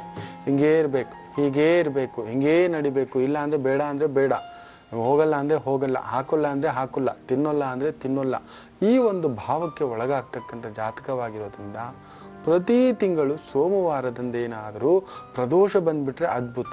ಇಲ್ಲ ಸೋಮವಾರ ನೋಡಿ, ಇವತ್ತು ಸೋಮವಾರದ ಶಿವಯೋಗದ ಒಂದು ದಿನ. ವಿಶೇಷವಾಗಿ ಇವತ್ತು ಸಾಯಂಕಾಲ ಆಯಿತು ಅಂತ ಹೇಳಿದ್ರೆ ದುರ್ಗಾ ದೇವಸ್ಥಾನಕ್ಕೆ ಒಂದು ಪುಟ್ಟದಾಗಿ ಅರಿಶಿನ ತಗೊಳ್ಳಿ, ಒಂದು 1/4 kg ಅರಿಶಿನ ತಗೊಂಡು ಅದರಲ್ಲಿ ಸ್ವಲ್ಪ ಪನ್ನೀರು, ನೀರು, ಸ್ವಲ್ಪ ಹಾಲು ಹಾಕಿ ಗಟ್ಟಿಯಾಗಿ ಮುದ್ದೆ ಥರ ಮಾಡಿಬಿಟ್ಟು ಅದರಲ್ಲಿ ದೀಪ ಮಾಡ್ಕೊಳ್ಳಿ. ಪುಟ್ಟ ದೀಪ, ಜೋಡಿ ದೀಪ, ಇಷ್ಟಿಷ್ಟದಾದ್ರೂ ಸರಿ ಮಾಡಿಬಿಟ್ಟು ಅದರಲ್ಲಿ ಒಂದಷ್ಟು ತುಪ್ಪ ಹಾಕಿ ಒಂದು ಪನ್ನೀರಿನಿಂದ ಮಾಡಿರ್ತಕ್ಕಂಥ ಬತ್ತಿಯಿಂದ ದೀಪ ಹಚ್ಚತಕ್ಕಂಥದ್ದು ಮಾಡಿ. ಇದನ್ನ 13 ಸೋಮವಾರ ದೇವಿಗೆ ಮಾಡತಕ್ಕಂಥದ್ದು ಮಾಡಿ ನೋಡಿ, ತುಂಬಾ ವಿಶೇಷ ಆಗುತ್ತೆ. ಯೋಚನೆ ಮಾಡಬೇಡಿ, ಶಿವನಿಗೆ ಮಾಡಿದ್ರು ಸರಿ, ಆದರೆ ನೀವು ದೇವಿಗೆ ಮಾಡತಕ್ಕಂಥದ್ದು ಮಾಡಿ, ಒಳ್ಳೇದಾಗುತ್ತೆ. ಅತಿ ಶೀಘ್ರದಲ್ಲಿಯೇ ಭಾಗ್ಯೋದಯ ಆಗ್ತಕ್ಕಂಥದ್ದು, ಜೀವನ ನೆಮ್ಮದಿ ಆಗ್ತಕ್ಕಂಥದ್ದು. ಹೋಗ್ಬನ್ನಿ. ಸುಧಾ ಅವರೇ, ಧನ್ಯವಾದಗಳು ನಮ್ಮ ಕಾರ್ಯಕ್ರಮಕ್ಕೆ ಕರೆಯನ್ನ ಮಾಡಿದ್ದಕ್ಕಾಗಿ. ಗುರುಜಿ, ಇವಾಗ ಏನ್ ತಿಳಿಸ್ಕೊಡ್ತಿದ್ದೀರಾ ಗುರುಜಿ? ರುದ್ರಾಕ್ಷಿಗಳ ಬಗ್ಗೆನೇ ಹೇಳಬೇಕು ಅಂತಕ್ಕಂಥದ್ದು. ಬಟ್ ಅಷ್ಟರಲ್ಲೇ ಈ ರಾಶಿ ಫಲ ಇದು ಮುಗಿಸ್ಕೊಟ್ಬಿಡ್ತಾನೆ. ಈ ಒಂದು ಕನ್ಯಾ ರಾಶಿ ಚೆನ್ನಾಗಿದೆ. ಇವತ್ತು ಉದ್ಯೋಗದಲ್ಲಿ ಏನಾದರೂ ಒಂದು ಹೊಸ ಬದಲಾವಣೆ, ಜಾಗ ಬದಲಾಯಿಸ್ಬೇಕು, ಮನೆ ಬದಲಾಯಿಸ್ಬೇಕು, ಉದ್ಯೋಗ ಬದಲಾಯಿಸ್ಬೇಕು, ಬೆಟರ್ ಪೊಸಿಷನ್ ನೋಡಬೇಕು ಆಗುತ್ತೆ. ಅದರಲ್ಲೂ ಈ ಟೀಚರ್ಸು, ಗೌರ್ಮೆಂಟ್ ಸೆಕ್ಟರಲ್ಲಿರೋರು, ಗೌರ್ಮೆಂಟ್ ಜಾಬಿಗೆ ಪ್ರಯತ್ನ ಮಾಡ್ತಿರೋರು, ಗೌರ್ಮೆಂಟ್ ಪ್ರಾಜೆಕ್ಟ್ ಟ್ರೈ ಮಾಡ್ತಿರೋರು, real estate, stock market, share market, finance market, travels, tours, entertainment, theatre, clubs, restaurants, hotels, ಇವುಗಳಲ್ಲಿರೋರಿಗೆ ವಿಶೇಷವಾದಂಥ ಲಾಭ. ಇನ್ನು ತುಲಾ ರಾಶಿ, ಸ್ವಲ್ಪ ಉದ್ಯೋಗದಲ್ಲಿ ಎಳೆದಾಟ, ಮಾನಸಿಕ ಸಮಸ್ಯೆ. ಇವತ್ತು ಯಾಕೋ ನಜ್ಜುಗುಜ್ಜಾಗ್ಬಿಡ್ತೀರಪ್ಪ. ಯಾಕೆಂದ್ರೆ ಚಂದ್ರ 12ನೇ ಮನೆ, ನಿದ್ರಾಭಾವ. ಉದ್ಯೋಗಕರ್ತ ನಿಮ್ಮ 10ನೇ ಮನೆ ಅಧಿಪತಿಯೇ ಚಂದ್ರ, ಅವನೇ 12ನೇ ಮನೆಯಲ್ಲಿದ್ರೆ ಏನಾಗುತ್ತೆ ಹೇಳಿ? ಹೋಗ್ಲಿ ಬಿಡು, ನಡೀಲಿ ಬಿಡು, ಆಗಲಿ ಬಿಡು ಅನ್ನಿಸುವಷ್ಟರ ಮಟ್ಟಕ್ಕೆ ದುಡ್ಡು ಕೊಟ್ಟು ಏನಾದರೂ ನಷ್ಟ ಆಗುತ್ತೆ. ಯಾರಾದರೂ ಕೆಲಸ ಕೊಡಿಸ್ತಾರೆ, ಗೌರ್ಮೆಂಟ್ ಕೆಲಸ ಅಂತೆ, ಯಾವುದೋ ಪ್ರೈವೇಟ್ ಲಿಮಿಟೆಡ್ ಕೆಲಸ ಅಂತೆ, ಒಳ್ಳೆ ದೊಡ್ಡ ಕಂಪ್ನಿ ಅಂತೆ. ಈಗೀಗೆಲ್ಲ ಅದೊಂದು ಸ್ಕ್ಯಾಂಡಲ್ಗಳು ಶುರು ಆಗಿದೆ. ದೊಡ್ಡ ಕಂಪ್ನಿನಲ್ಲಿ ಸೇರಿಸ್ತೀವಿ, 1 ಲಕ್ಷ ಕೊಡಿ, 2 ಲಕ್ಷ ಕೊಡಿ, 5 ಲಕ್ಷ ಕೊಡಿ, 50,000 ಕೊಡಿ ಅಂತ ಏನೋ ಒಂದು ಸುಳ್ಳು ಹೇಳಿ ಮಾಡತಕ್ಕಂಥ ಎಡವಟ್ಟು. ದಯವಿಟ್ಟು ಯಾವ ಕಂಪ್ನಿಗಳವರು ದುಡ್ಡು ತಗೊಳ್ಳೋದಿಲ್ಲ, ಇದೆಲ್ಲ ಸುಳ್ಳು, ನಂಬಬೇಡಿ. ಈ ಎಚ್ಚರಿಕೆ. ಇವತ್ತು ಆದಷ್ಟು ಮುಖ್ಯ ನಿರ್ಧಾರಗಳನ್ನು ತೆಗೆದುಕೊಳ್ಳಬೇಡಿ. ಸೋಮವಾರ ಆಗಿತ್ತು, ಶಿವಯೋಗ ಆಗಿರೋದ್ರಿಂದ ಶಿವಾಲಯಗಳಿಗೆ ಸ್ವಲ್ಪ ಹೋಗ್ಬಿಟ್ಟು ಒಂದು ಪುಟ್ಟದಾಗಿ ಬಿಲ್ವಾರ್ಚನೆ ಮಾಡಿಸಿ, ಇಲ್ಲ ಅಲ್ಲಿ ಕೊಡ್ತಕ್ಕಂಥ ಬಿಲ್ವ ಪತ್ರೆನ ಸ್ವಲ್ಪ ಸೇವಿಸಿ, ಮನಸ್ಸು ಸಮಾಧಾನ. ವೃಶ್ಚಿಕ ರಾಶಿ, ಪೂರ್ಣ ಕುಂಭ. ನೆನೆಸಿದ ಸಕಲ ಕಾರ್ಯಗಳು ಸಿದ್ಧಿಸ್ತಕ್ಕಂಥದ್ದು. ಬಹುದಿನಗಳಿಂದ ನಿಂತು ಹೋಗಿರ್ತಕ್ಕಂಥ ರಾಜಕಾರ್ಯ, ದೇವ ಕಾರ್ಯ, ಭೂಮಿ ಕಾರ್ಯ, ಮನೆ ಕಾರ್ಯ, ವಾಹನ ಕಾರ್ಯ, ಉದ್ಯೋಗ, ಮಕ್ಕಳು, ಮೊಮ್ಮಕ್ಕಳು, ಇವುಗಳಿಗೆಲ್ಲದರಲ್ಲೂ ಶುಭವಾರ್ತೆಯೊಂದನ್ನು ನೋಡ್ತಕ್ಕಂಥ ಒಂದು ದಿನವಾಗಿರುತ್ತೆ. ಧನುಸು ರಾಶಿ, ಉದ್ಯೋಗದಲ್ಲಿ ಪರಿಶ್ರಮದ ದಿನವಾಗಿದ್ರೂ ಕೂಡ ನೀವು ನೆನೆಸಿದ ಮಟ್ಟಕ್ಕೆ ತಲುಪತಕ್ಕಂಥ ಒಂದು ದಿನ. ವಿರುದ್ಧ ಅಲದಾಟ ಆಗ್ತಕ್ಕಂಥದ್ದು ಆಗುತ್ತೆ, ಏನಾದರೂ ಅಪವಾದ ಬರ್ತಕ್ಕಂಥದ್ದು ಆಗುತ್ತೆ, ಯಾವುದೋ ಪೊಸಿಷನ್ ಕೊಡೋ ಥರ ಕೊಟ್ಟು ನಿಮ್ಮ ಕುತ್ತಿಗೆಗೆ ಉರ್ಲಾಕ್ಸ್ತಕ್ಕಂಥದ್ದು ಆಗುತ್ತೆ. ನೋಡಿಕೊಂಡು ದಿಢೀರಂತ ತುಂಬ ಚೆನ್ನಾಗಿ ಒಳ್ಳೆಯದಾಗಿ ನಡ್ಕೊಂಡವರು ಕೆಟ್ಟದಾಗಿ ಬಿಹೇವ್ ಮಾಡಲಿಕ್ಕೂ ಆಗುತ್ತೆ.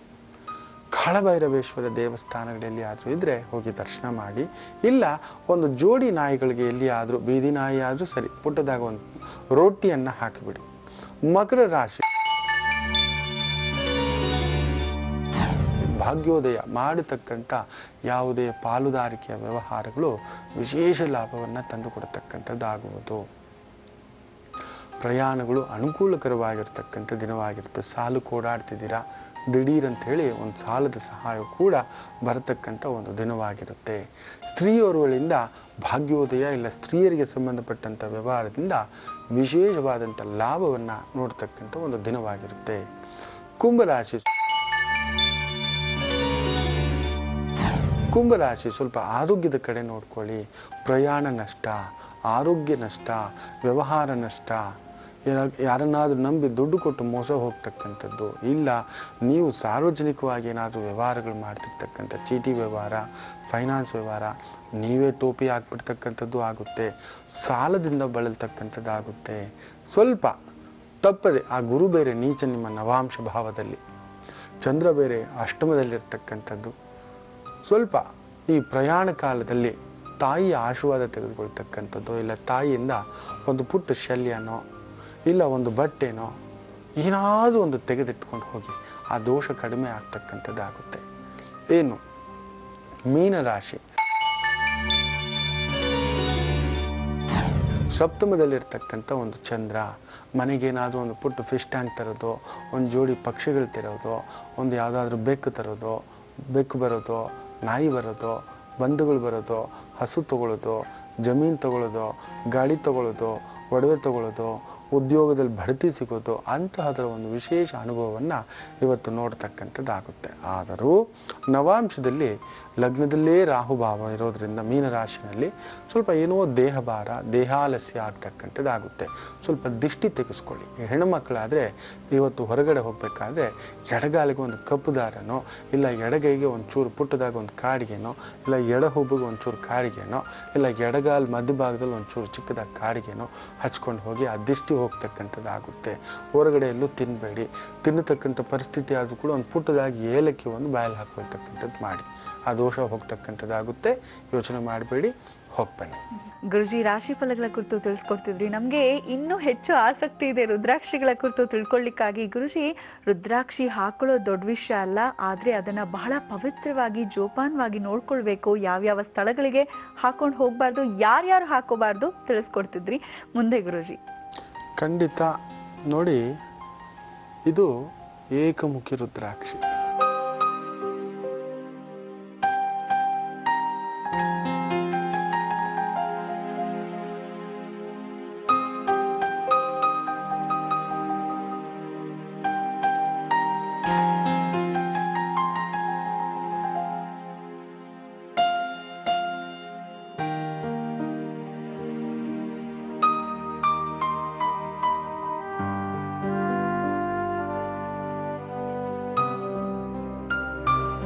ಒಂದೇ ಮುಖ ಇದೆ ನೋಡಿ. ಇದನ್ನು ಅಕ್ಷತೆಯಲ್ಲಿಟ್ಟು ಪೂಜೆ ಮಾಡ್ತಿರ್ತಕ್ಕಂಥದ್ದು. ನೀವು ಅಕ್ಷತೆ ನೋಡ್ಬೋದು, ಇಲ್ಲಿ ಸಿಕ್ಕಾಕೊಂಡಿದೆ. ಒಂದೇ ಮುಖ ಇದೆ. ಇದನ್ನು ನೀವು ಸರಿಯಾಗಿ ಗಮನಿಸಿದ್ರೆ ಇನ್ನು ಯಾವ ಮುಖಗಳೂ ಇಲ್ಲ, ಒಂದು ಮುಖ ಮಾತ್ರ. ಸಾಮಾನ್ಯವಾಗಿ ಇದನ್ನೇ ಏಕಮುಖಿ ರುದ್ರಾಕ್ಷಿ ಅನ್ನೋದೇ ಇದು. ಈ ಏಕಮುಖಿ ರುದ್ರಾಕ್ಷಿಯನ್ನ ಎಲ್ಲೂ ಧರಿಸ್ಕೊಳ್ಳೋ ಹಾಗಿಲ್ಲ, ನೆನಪಿಟ್ಟುಕೊಳ್ಳಿ. ತುಂಬಾ BP ಇರೋರು, ಸಿಟ್ಟು ಬರೋರು, ಕೋಪ ಇರೋರು ಇದನ್ನು ಧರಿಸ್ಕೊಂಡ್ರೆ ತುಂಬಾ ಶಾಂತರಾಗ್ತಾರೆ ಅನ್ನೋ ಒಂದು ಮಾತಿದ್ರೂ ಕೂಡ ಇದು ಅತಿ ಮುಖ್ಯವಾಗಿ ದಿನಕ್ಕೊಂದು 15 ನಿಮಿಷ ಮಾತ್ರನೇ ಧರಿಸ್ಕೋಬೇಕು. ಅದು ಪೂಜಾ ಸಮಯದಲ್ಲಿ ಧರಿಸಿ ಇದನ್ನ ಜಪ ಮಾಡಿ ಧ್ಯಾನ ಮಾಡಿ ಇದನ್ನ ಇಡತಕ್ಕಂಥದ್ದು. ಅತಿ ಮುಖ್ಯವಾಗಿ ಈ ಏಕಮುಖಿ ರುದ್ರಾಕ್ಷಿಯನ್ನ ಎದೆ ಮೇಲೆ ಧರಿಸ್ತಾ ಬಂದ್ರೆ, ಎದೆ ಮೇಲೆ ಇದ್ರೆ ಅದು ಧರಿಸಿಟ್ಕೊಂಡ್ರೆ ಹೃದಯ ಕಾಯಿಲೆಗಳಿಗೆ ರಾಮಬಾಣ. ಬಲಗೈಗೇನಾದರೂ ಕಟ್ಟಿಕೊಂಡರೆ ನರದೌರ್ಬಲ್ಯ ಕಾಯಿಲೆಗಳಿಗೆ ರಾಮಬಾಣ. ಎಡಗೈಗೇನಾದರೂ ಕಟ್ಟಿಕೊಂಡರೆ ಪೆರಾಲಿಸಿಸ್ ಪ್ರಾಬ್ಲಮ್, ಮಧುಮೇಹ ರೋಗ, ಫಿಟ್ಸ್ ಪ್ರಾಬ್ಲಮ್ಗಳಿಗೆ ರಾಮಬಾಣ. ಕಂಠಕ್ಕೇನಾದರೂ ಕಟ್ಟಿಕೊಂಡರೆ ಗಂಟಲು ಸಮಸ್ಯೆಗಳಿಗೆ, ಥೈರಾಯ್ಡ್ ಸಮಸ್ಯೆಗಳಿಗೆ, ಪ್ಯಾರಾಥೈರಾಯ್ಡ್ ಸಮಸ್ಯೆಗಳಿಗೆ, ವೀಸಿಂಗ್ ಪ್ರಾಬ್ಲಮ್ಗಳಿಗೆ ರಾಮಬಾಣ. ಏಕಮುಖಿ ರುದ್ರಾಕ್ಷಿಯಷ್ಟು ಪವಿತ್ರವಾದಂಥ ರುದ್ರಾಕ್ಷಿ ಯಾವುದೂ ಇಲ್ಲ ಅಂತ ಹೇಳ್ತಾರೆ ಕೆಲವರು. ಯಾಕೆಂದ್ರೆ ಇದನ್ನ ಹೆಚ್ಚಾಗಿ ಬರೀ ಪೂಜೆಗೆ ಬಳಸೋದು, ಧಾರಣೆಗಲ್ಲ. ಧಾರಣೆ ಬಂದು ಒಂದು 45 ನಿಮಿಷದ ಮೇಲೆ ತ್ರಿಕಾಲದಲ್ಲೂ ಈ ರುದ್ರಾಕ್ಷಿನ ಪೂಜೆ ಮಾಡುವಂತಹವರು ಪೂಜೆ ಮಾಡುವ ಸಂದರ್ಭದಲ್ಲಿ ಇದನ್ನಿಟ್ಟು ಧರಿಸ್ಕೋಬೇಕು. ಆ ನಂತರ ತೆಗೆದಿಡಬೇಕು ದೇವ ಮಂದಿರದಲ್ಲಿ. ಬೇರೆ ಸಂದರ್ಭದಲ್ಲಿ ಇದನ್ನ ಸುಮ್ಮನೆ ಹಾಕೊಳ್ತಕ್ಕಂಥ ಶಕ್ತಿ ನಮಗಿಲ್ಲ ಅನ್ನತಕ್ಕಂಥದ್ದು. ಅಷ್ಟು ಒಂದು ವಿಶೇಷ ಈ ಒಂದು ಏಕಮುಖಿ ರುದ್ರಾಕ್ಷಿಯಿಂದ.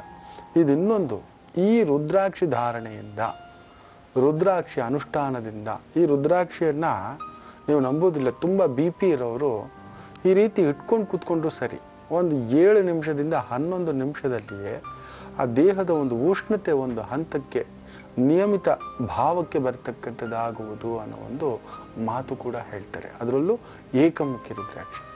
ಮೆದುಳಿನ ಜ್ವರದಿಂದ ಬಳಲುತ್ತಿದ್ದರೆ, ಫಿಟ್ಸ್ನಿಂದ ಬಳಲುತ್ತಿದ್ದರೆ, ನೆನ್ಪಿಟ್ಕೊಳ್ಳಿ, ರುದ್ರಾಕ್ಷಿಗಳು ಬರೀ ಪೂಜೆಗಷ್ಟೇ ಅಲ್ಲ, ಆರೋಗ್ಯಕ್ಕೂ ರಾಮಬಾಣವೇ. ಮೆದುಳಿನ ಕಾಯಿಲೆಗಳಿಂದ ಬಳಲುತ್ತಿದ್ದರೆ, ಫಿಟ್ಸ್ ಕಾಯಿಲೆಗಳಿಂದ ಬಳಲುತ್ತಿದ್ದರೆ, ನರ್ವಸ್ ಪ್ರಾಬ್ಲಮ್ನಿಂದ ಬಳಲುತ್ತಿದ್ದರೆ ದಿನಕ್ಕೊಂದು 15 ನಿಮಿಷ, ಬೆಳಿಗ್ಗೆ 15 ನಿಮಿಷ, ಸಂಜೆ 15 ನಿಮಿಷ ಈ ರುದ್ರಾಕ್ಷಿ ಧಾರಣೆಯನ್ನು ಮಾಡಿಸ್ತಕ್ಕಂಥದ್ದು ಮಾಡಿಸಿ. ಆದರೆ ಅದು ಮಾಡಬೇಕಾದ್ರೂ ಕೆಲವೊಂದು ನಿಯಮಗಳಿದೆ. ಅದೇನು ಮುಂದಿನ ಭಾಗದಲ್ಲಿ ಹೇಳ್ತಾನೆ, ಕಾದ್ ನೋಡಿ. ರುದ್ರಾಕ್ಷಿಗಳ ಕುರಿತು ಬಹಳ ವಿಶೇಷವಾದ ಮಾಹಿತಿಯನ್ನ ನೀಡ್ತಾ ಇದ್ರಿ. ಈಗೇನ್ ತಿಳಿಸ್ತಾ ಇದ್ದೀರಾ ಗುರುಜಿ? ಏಕಮುಖಿ ರುದ್ರಾಕ್ಷಿಯನ್ನ ಶಿವನ ಸ್ವರೂಪ ಅಂತ ಹೇಳ್ತಾರೆ. ಇದನ್ನ ಪಂಚಗವ್ಯದಿಂದ ಅಭಿಷೇಕ ಮಾಡಿ ಯಾವುದಾದ್ರೂ ಶಿವಾಲಯಗಳಲ್ಲಿ, ವಿಶೇಷವಾಗಿ ಇರತಕ್ಕಂಥ ಪುರಾತನವಾದಂತಹ ಶಿವಾಲಯಗಳಲ್ಲಿ, ಅದು ಜಲಕಂಠೇಶ್ವರ ಇರಬಹುದು, ಕಾಡು ಮಲ್ಲೇಶ್ವರ ಇರಬಹುದು, ಗವಿ ಗಂಗಾಧರೇಶ್ವರ ಇರಬಹುದು, ಸೋಮೇಶ್ವರ ದೇವಸ್ಥಾನ ಇರಬಹುದು, ಅಂಥ ದೇವಸ್ಥಾನಗಳಲ್ಲಿ ನಂಜನಗೂಡು ನಂಜುಂಡೇಶ್ವರ, ಮಂಜುನಾಥ, ಮಲೆ ಮಾದೇಶ್ವರ ಬೆಟ್ಟ, ಇಂಥ ಕ್ಷೇತ್ರಗಳಲ್ಲಿ, ವಿರೂಪಾಕ್ಷ ಕ್ಷೇತ್ರಗಳಲ್ಲಿ ಇಂಥ ಒಂದು ಏಕಮುಖಿ ರುದ್ರಾಕ್ಷಿಯನ್ನು ಕೊಟ್ಟು ಯಾರಿಗೆ ಸೂರ್ಯ ದೋಷ ಇದೆ, ತಂದೆ ದೋಷ ಇದೆ, ಮೆದುಳಿನ ಸಮಸ್ಯೆ ಇದೆ, ಹೃದಯಕ್ಕೆ ತುಂಬ ಹೀಟ್ ಆದ್ರೇ ಹೃದಯ ಸಮಸ್ಯೆ, ತುಂಬ ಗ್ಯಾಸ್ ಫಾರ್ಮೇಷನ್ ಆಗುತ್ತೆ, BP ಆಗುತ್ತೆ, ಸ್ಟ್ರೆಸ್, ಸನ್ಸ್ಟ್ರೋಕ್. ಸೊ ಹೃದಯಕ್ಕೆ ಸಂಬಂಧಪಟ್ಟಂಥ ಹಾರ್ಟ್ ಪೇಷಂಟ್ಸು ದಿನಕ್ಕೊಂದು 15 ನಿಮಿಷ ಏಕಮುಖಿ ರುದ್ರಾಕ್ಷಿನ ಧರಿಸ್ತಕ್ಕಂಥದ್ದು ಮಾಡಿ. ಎರಡನೇದು, ಆ ರುದ್ರಾಕ್ಷಿನ ಏನ್ ಮಾಡಬೇಕು ಅಂದ್ರೆ ರಾತ್ರಿ ಹೊತ್ತು ಏಕಮುಖಿ ರುದ್ರಾಕ್ಷಿನ ಒಂದು ಲೋಟ ನೀರಿನಲ್ಲಿ ಹಾಕಿಟ್ಬಿಡಿ, ಬೆಳ್ಳಿ ಲೋಟದಲ್ಲಿ. ಬೆಳಿಗ್ಗೆ ಎದ್ದ ತಕ್ಷಣ ತುಂಬ ತಲೆನೋವು, ಅರ್ಧ ತಲೆನೋವು, ಕಣ್ಣು ಉರಿ, ತಲೆಭಾರ, ಮೈಗ್ರೇನು, ಸೈನಸ್ಸು, ಯಾಕೋ ಅದೆಲ್ಲ ಅಮಗ್ದಾಗೆ ಪ್ರಾಬ್ಲಮ್ ಆಗ್ತಿದೆ, ಚರ್ಮ ಸುಕ್ಕುಗಟ್ಟಿದೆ, 30ಕ್ಕೆಲ್ಲ ಒಳ್ಳೆ 50 ಥರ ಕಾಣಿಸ್ತಿದ್ದೀರಾ ಅಂತ ಒಂದು ಪ್ರಭಾವದಿಂದ ನರಳ್ತಿರ್ತಕ್ಕಂಥವರಿಗೆ ವಿಶೇಷವಾದಂಥ ರಾಮಬಾಣ ಆ ನೀರು. ಅದರಲ್ಲೂ ಈ ಒಂದು ಮೆದುಳಿಗೆ ಸಂಬಂಧಪಟ್ಟಂಥ ಕಾಯಿಲೆಗಳಿಗೆ, ನರ್ವಸ್ ಪ್ರಾಬ್ಲಮ್ಸ್ಗೆ, ಫಿಟ್ಸ್ಗೆ, ಡಿಪ್ರೆಷನ್ಗೆ, ಏನೋ ಯೋಚನೆ ಮಾಡ್ತಿರ್ತೀರಾ, ಕಾನ್ಫಿಡೆನ್ಸೇ ಇಲ್ಲ, ತೇಜಸ್ಸೇ ಇಲ್ಲ, ನಾನು ಮಾಡ್ತೀನ, ಪುಕ್ಕಲುತನ, stage fear, competitive exams fear, ಅಯ್ಯೋ ಅವ್ರೇನೋ ದೊಡ್ಡವರಂತಪ್ಪ, ಅವ್ರು ನಿಭಾಯಿಸ್ಲಿಕ್ಕಾಗುತ್ತಾ ಅನ್ನತಕ್ಕಂಥ ಆತಂಕ ಪಡತಕ್ಕಂಥವರಿಗೆ ಈ ಏಕಮುಖಿ ರುದ್ರಾಕ್ಷಿಯನ್ನ ಅಂತ ಒಂದು ಸಂದರ್ಭದಲ್ಲಿ ಸುಮ್ಮನೆ ಜೇಬಲ್ಲಿ ಇಟ್ಕೊಂಡು ಹೋಗಿ, ನೀವು ಧಾರಣೆ ಕೂಡ ಬೇಕಿಲ್ಲ, ಪುಟ್ಟದಾಗಿ ಅದನ್ನು ಮಂತ್ರಾಕ್ಷತೆಯಿಂದ ಗುರುಮುಖೇನ ತೆಗೆದುಕೊಂಡು ಇಟ್ಕೊಂಡು ಹೋಗಿ ನೋಡಿ ಯಾವ ರೀತಿ ಮಾಡ್ಕೊಂಡು ಬರ್ತೀರಾ. ಎಕ್ಸಾಮ್ಸು ಆ ತಲೆನೋವು ಸಮಸ್ಯೆಯಿಂದ ಹೊರಗಡೆ ಬರ್ತೀರಾ, ಅರ್ಧ ತಲೆನೋವು ಸಮಸ್ಯೆಯಿಂದ ಹೊರಗಡೆ ಬರ್ತೀರಾ, ಮೆದುಳಿನಲ್ಲಿ ನೀರು ತುಂಬಿಕೊಂಡಿರ್ತಕ್ಕಂಥ ಸಮಸ್ಯೆ, ಈ ಕವಾಟಗಳಲ್ಲಿ ಏನೋ ಒಂದು ಸಮಸ್ಯೆ ಆಗ್ತಿದೆ, ಕೊಲೆಸ್ಟ್ರಾಲ್ ಸಮಸ್ಯೆ ಆಗ್ತಿದೆ, ದೇಹ ವಿಪರೀತ ಭಾರ ಆಗ್ತಿದೆ, ಕಣ್ಣಿಗೆ ಇರುಳುಗಣ್ಣಿನ ಸಮಸ್ಯೆ ಬರ್ತಿದೆ, ರಾಮಬಾಣ ಆಗ್ತಕ್ಕಂಥದ್ದು ಏಕಮುಖಿ ರುದ್ರಾಕ್ಷಿ. ಈ ಏಕಮುಖಿ ರುದ್ರಾಕ್ಷಿಯ ಬಗ್ಗೆ ಇನ್ನಷ್ಟಿದೆ, ಅದನ್ನು ನಾಳೆ ಸಂಚಿಕೆಯಲ್ಲಿ ಹೇಳ್ತೇನೆ. ಹಾಗೆ ಇವತ್ತು ನಾನು ಬಾಗಿಲುಗಳ ಬಗ್ಗೆ ತುಂಬ ವಿಶೇಷವಾದಂಥ ಮಾಹಿತಿ ಕೊಡ್ತೇನೆ ಅಂತ ಹೇಳಿದ್ದೆ. ಮೊದಲಿಗೆ ಏಕ ಬಾಗಿಲು, ಏಕ ಗವಾಕ್ಷಿ, ಒಂದೇ ಬಾಗಿಲು ಅಂತಕ್ಕಂಥದ್ದು ಗ್ಯಾರಂಟಿ. ಯಾರದೇ ಮನೆಗೆ ಬರೀ ಒಂದು ಬಾಗಿಲಿರ್ತಕ್ಕಂಥವರು ಯಾವಾಗಲೂ ಏನೋ ಒಂದು ವೈರಾಗ್ಯ ಪೀಡೆಯಿಂದ ನರಳತಕ್ಕಂಥದ್ದಾಗುವುದು. ಒಂದು ಬಾಗಿಲು ಒಂದು ಮನೆಗಿರಬಾರ್ದು, ಇನ್ನೊಂದು ಬಾಗಿಲು ಇರಲೇಬೇಕು ಅಂತ ಹೇಳ್ತೇವೆ. ಅಂದರೆ ಒಂದು ಒಳ್ಳೇದು ಹೋದರೆ ಒಂದು ಕೆಟ್ಟದ್ದು ಹೊರಗಡೆ ಬರಬೇಕು, ಒಂದು ಕೆಟ್ಟದ್ದು ಹೋದರೆ ಒಂದು ಒಳ್ಳೇದಾದರೂ ಹೊರಗಡೆ ಬರಬೇಕು. ಕೆಟ್ಟವ್ರು ಹೋದವ್ರು ಅಲ್ಲೇ, ಒಳ್ಳೆಯವ್ರು ಹೋದವ್ರು ಅಲ್ಲೇ ಆಗ್ಬಿಟ್ರೆ ಎಲ್ಲ ಹಾಳಾಯಿತು. ತುಂಬ ಒಳ್ಳೆಯವರಾದರೂ ಕಷ್ಟ, ತುಂಬ ಕೆಟ್ಟವರಾದರೂ ಕಷ್ಟ ಅಂತ ಹೇಳ್ತಿರ್ತೇವೆ. ಸೊ ಒಂದು ಬಾಗಿಲಿಟ್ರೆ ವೈರಾಗ್ಯ ಭಾವ ಬರುತ್ತೆ. ಮನೆಯ ಯಜಮಾನನಿಗೆ ಏನೋ ದುಡಿತಿದ್ದಾನೆ ಒಂಥರ ಗುಡಿಸಲಿನ ಜೀವನ ಆಗಿಬಿಡುತ್ತೆ. ಗುಡಿಸಲುಗಳಿಗೆ ಸಾಮಾನ್ಯವಾಗಿ ನೋಡಿ ಒಂದೇ ಬಾಗಿಲಿರುತ್ತೆ. ದೇವಸ್ಥಾನಗಳಿಗೆ ಸಾಮಾನ್ಯವಾಗಿ ನೋಡಿ ಒಂದೇ ಬಾಗಿಲಿರುತ್ತೆ. ನೀವು ದೇವರಾಗ್ಬಿಡ್ತೀರಾ, ಸನ್ಯಾಸಿ ಆಗ್ಬಿಡ್ತೀರಾ, ಪುಟ್ಟು ಗುಡಿ ಕಟ್ಟಿರ್ತಾರೆ ನೋಡಿ, ಆ ಗುಡಿಗೆ ಒಂದೇ ಬಾಗಿಲಿಟ್ಟಿರ್ತಾರೆ, 2 ಬಾಗಿಲಿಟ್ಟಿರೋಲ್ಲ. ಅಲ್ಲಿ ಪ್ರತಿಷ್ಠಾಪನೆ, ನೀವು ಹೊರಗಡೆ ಬರೋಲ್ಲ. You are fixed mind, you will never grow. ಇರೋದ್ರಲ್ಲಿ 10 ರೂಪಾಯಿ ಮನುಷ್ಯ 10 ರೂಪಾಯಲ್ಲೇ ಇರ್ತಾನೆ. ಮನುಷ್ಯ ಬೆಳೆಯಬೇಕು, ಕುಟುಂಬ ದೊಡ್ಡದಾಗಬೇಕು, ಅಮ್ಮ ಅಪ್ಪ ಅಣ್ಣ ತಮ್ಮ ಅಕ್ಕ ತಂಗಿ ಮಕ್ಕಳು ಮೊಮ್ಮಕ್ಕಳು, ನಮ್ಮ ಸಂಸ್ಕಾರ ದೊಡ್ಡದಾಗಬೇಕು. ಅಂಥವನ್ನ ತಗೊಂಡೋಗಿ ಒಂದು ಮನೆ ಬಾಗಿಲಿನಲ್ಲಿ ಇಟ್ಟ ಅಂದ್ರೆ ಅವ್ನಿಗೆ ಗ್ಯಾರಂಟಿ ಉದ್ಧಾರಕ್ಕಾಗಲ್ಲ. ಅವ್ನ ಸಂಸಾರ ದೊಡ್ಡದು ಮಾಡ್ಕೊಳ್ಳಲ್ಲ. ಅಯ್ಯೋ ಹೋಗಿ ಸಾರಿ ಯಾರು ಕಂಡಿದ್ದುಂಟು, ಈ ರೀತಿ ಭಾವಗಳು. ಯಾವುದೇ ಕಾರಣಕ್ಕೂ ಒಂದು ಬಾಗಿಲನ್ನ ಮನೆಗೆ ಇಡಬಾರದು, ನೆನಪಲ್ಲಿ ಇಟ್ಕೊಳ್ಳಿ. ಇರಲಿ, ನಾನು ಇವತ್ತೊಂದು ವಿಶೇಷವಾದಂಥ ತರಕಾರಿ ಬಗ್ಗೆ ಹೇಳ್ತೇನೆ ಅಂತ ಹೇಳಿದ್ದೆ. ಮಧುಮೇಹ ರೋಗಕ್ಕೆ ರಾಮಬಾಣ ಇನ್ಯಾವುದೂ ಅಲ್ಲ, ಹಾಗಲಕಾಯಿ. ಹಾಗಲಕಾಯಿಯಲ್ಲಿ 2 ವಿಧ ಬರುತ್ತೆ, ಒಂದು ಬಿಳಿ, ಒಂದು ಹಸಿರು. ಹಸಿರು ಸಾಮಾನ್ಯವಾಗಿ ಉಪಯೋಗಿಸ್ಕೊತೇವೆ. ಬಿಳಿ ಹಾಗಲಕಾಯಿ ತುಂಬ ಜನಕ್ಕೆ ಗೊತ್ತಿಲ್ಲ. ಬಿಳಿ ಹಾಗಲಕಾಯಿ ಸಿಕ್ತು ಅಂದ್ರೆ ಅದನ್ನು ಜಾಸ್ತಿ ಉಪಯೋಗಿಸಿ.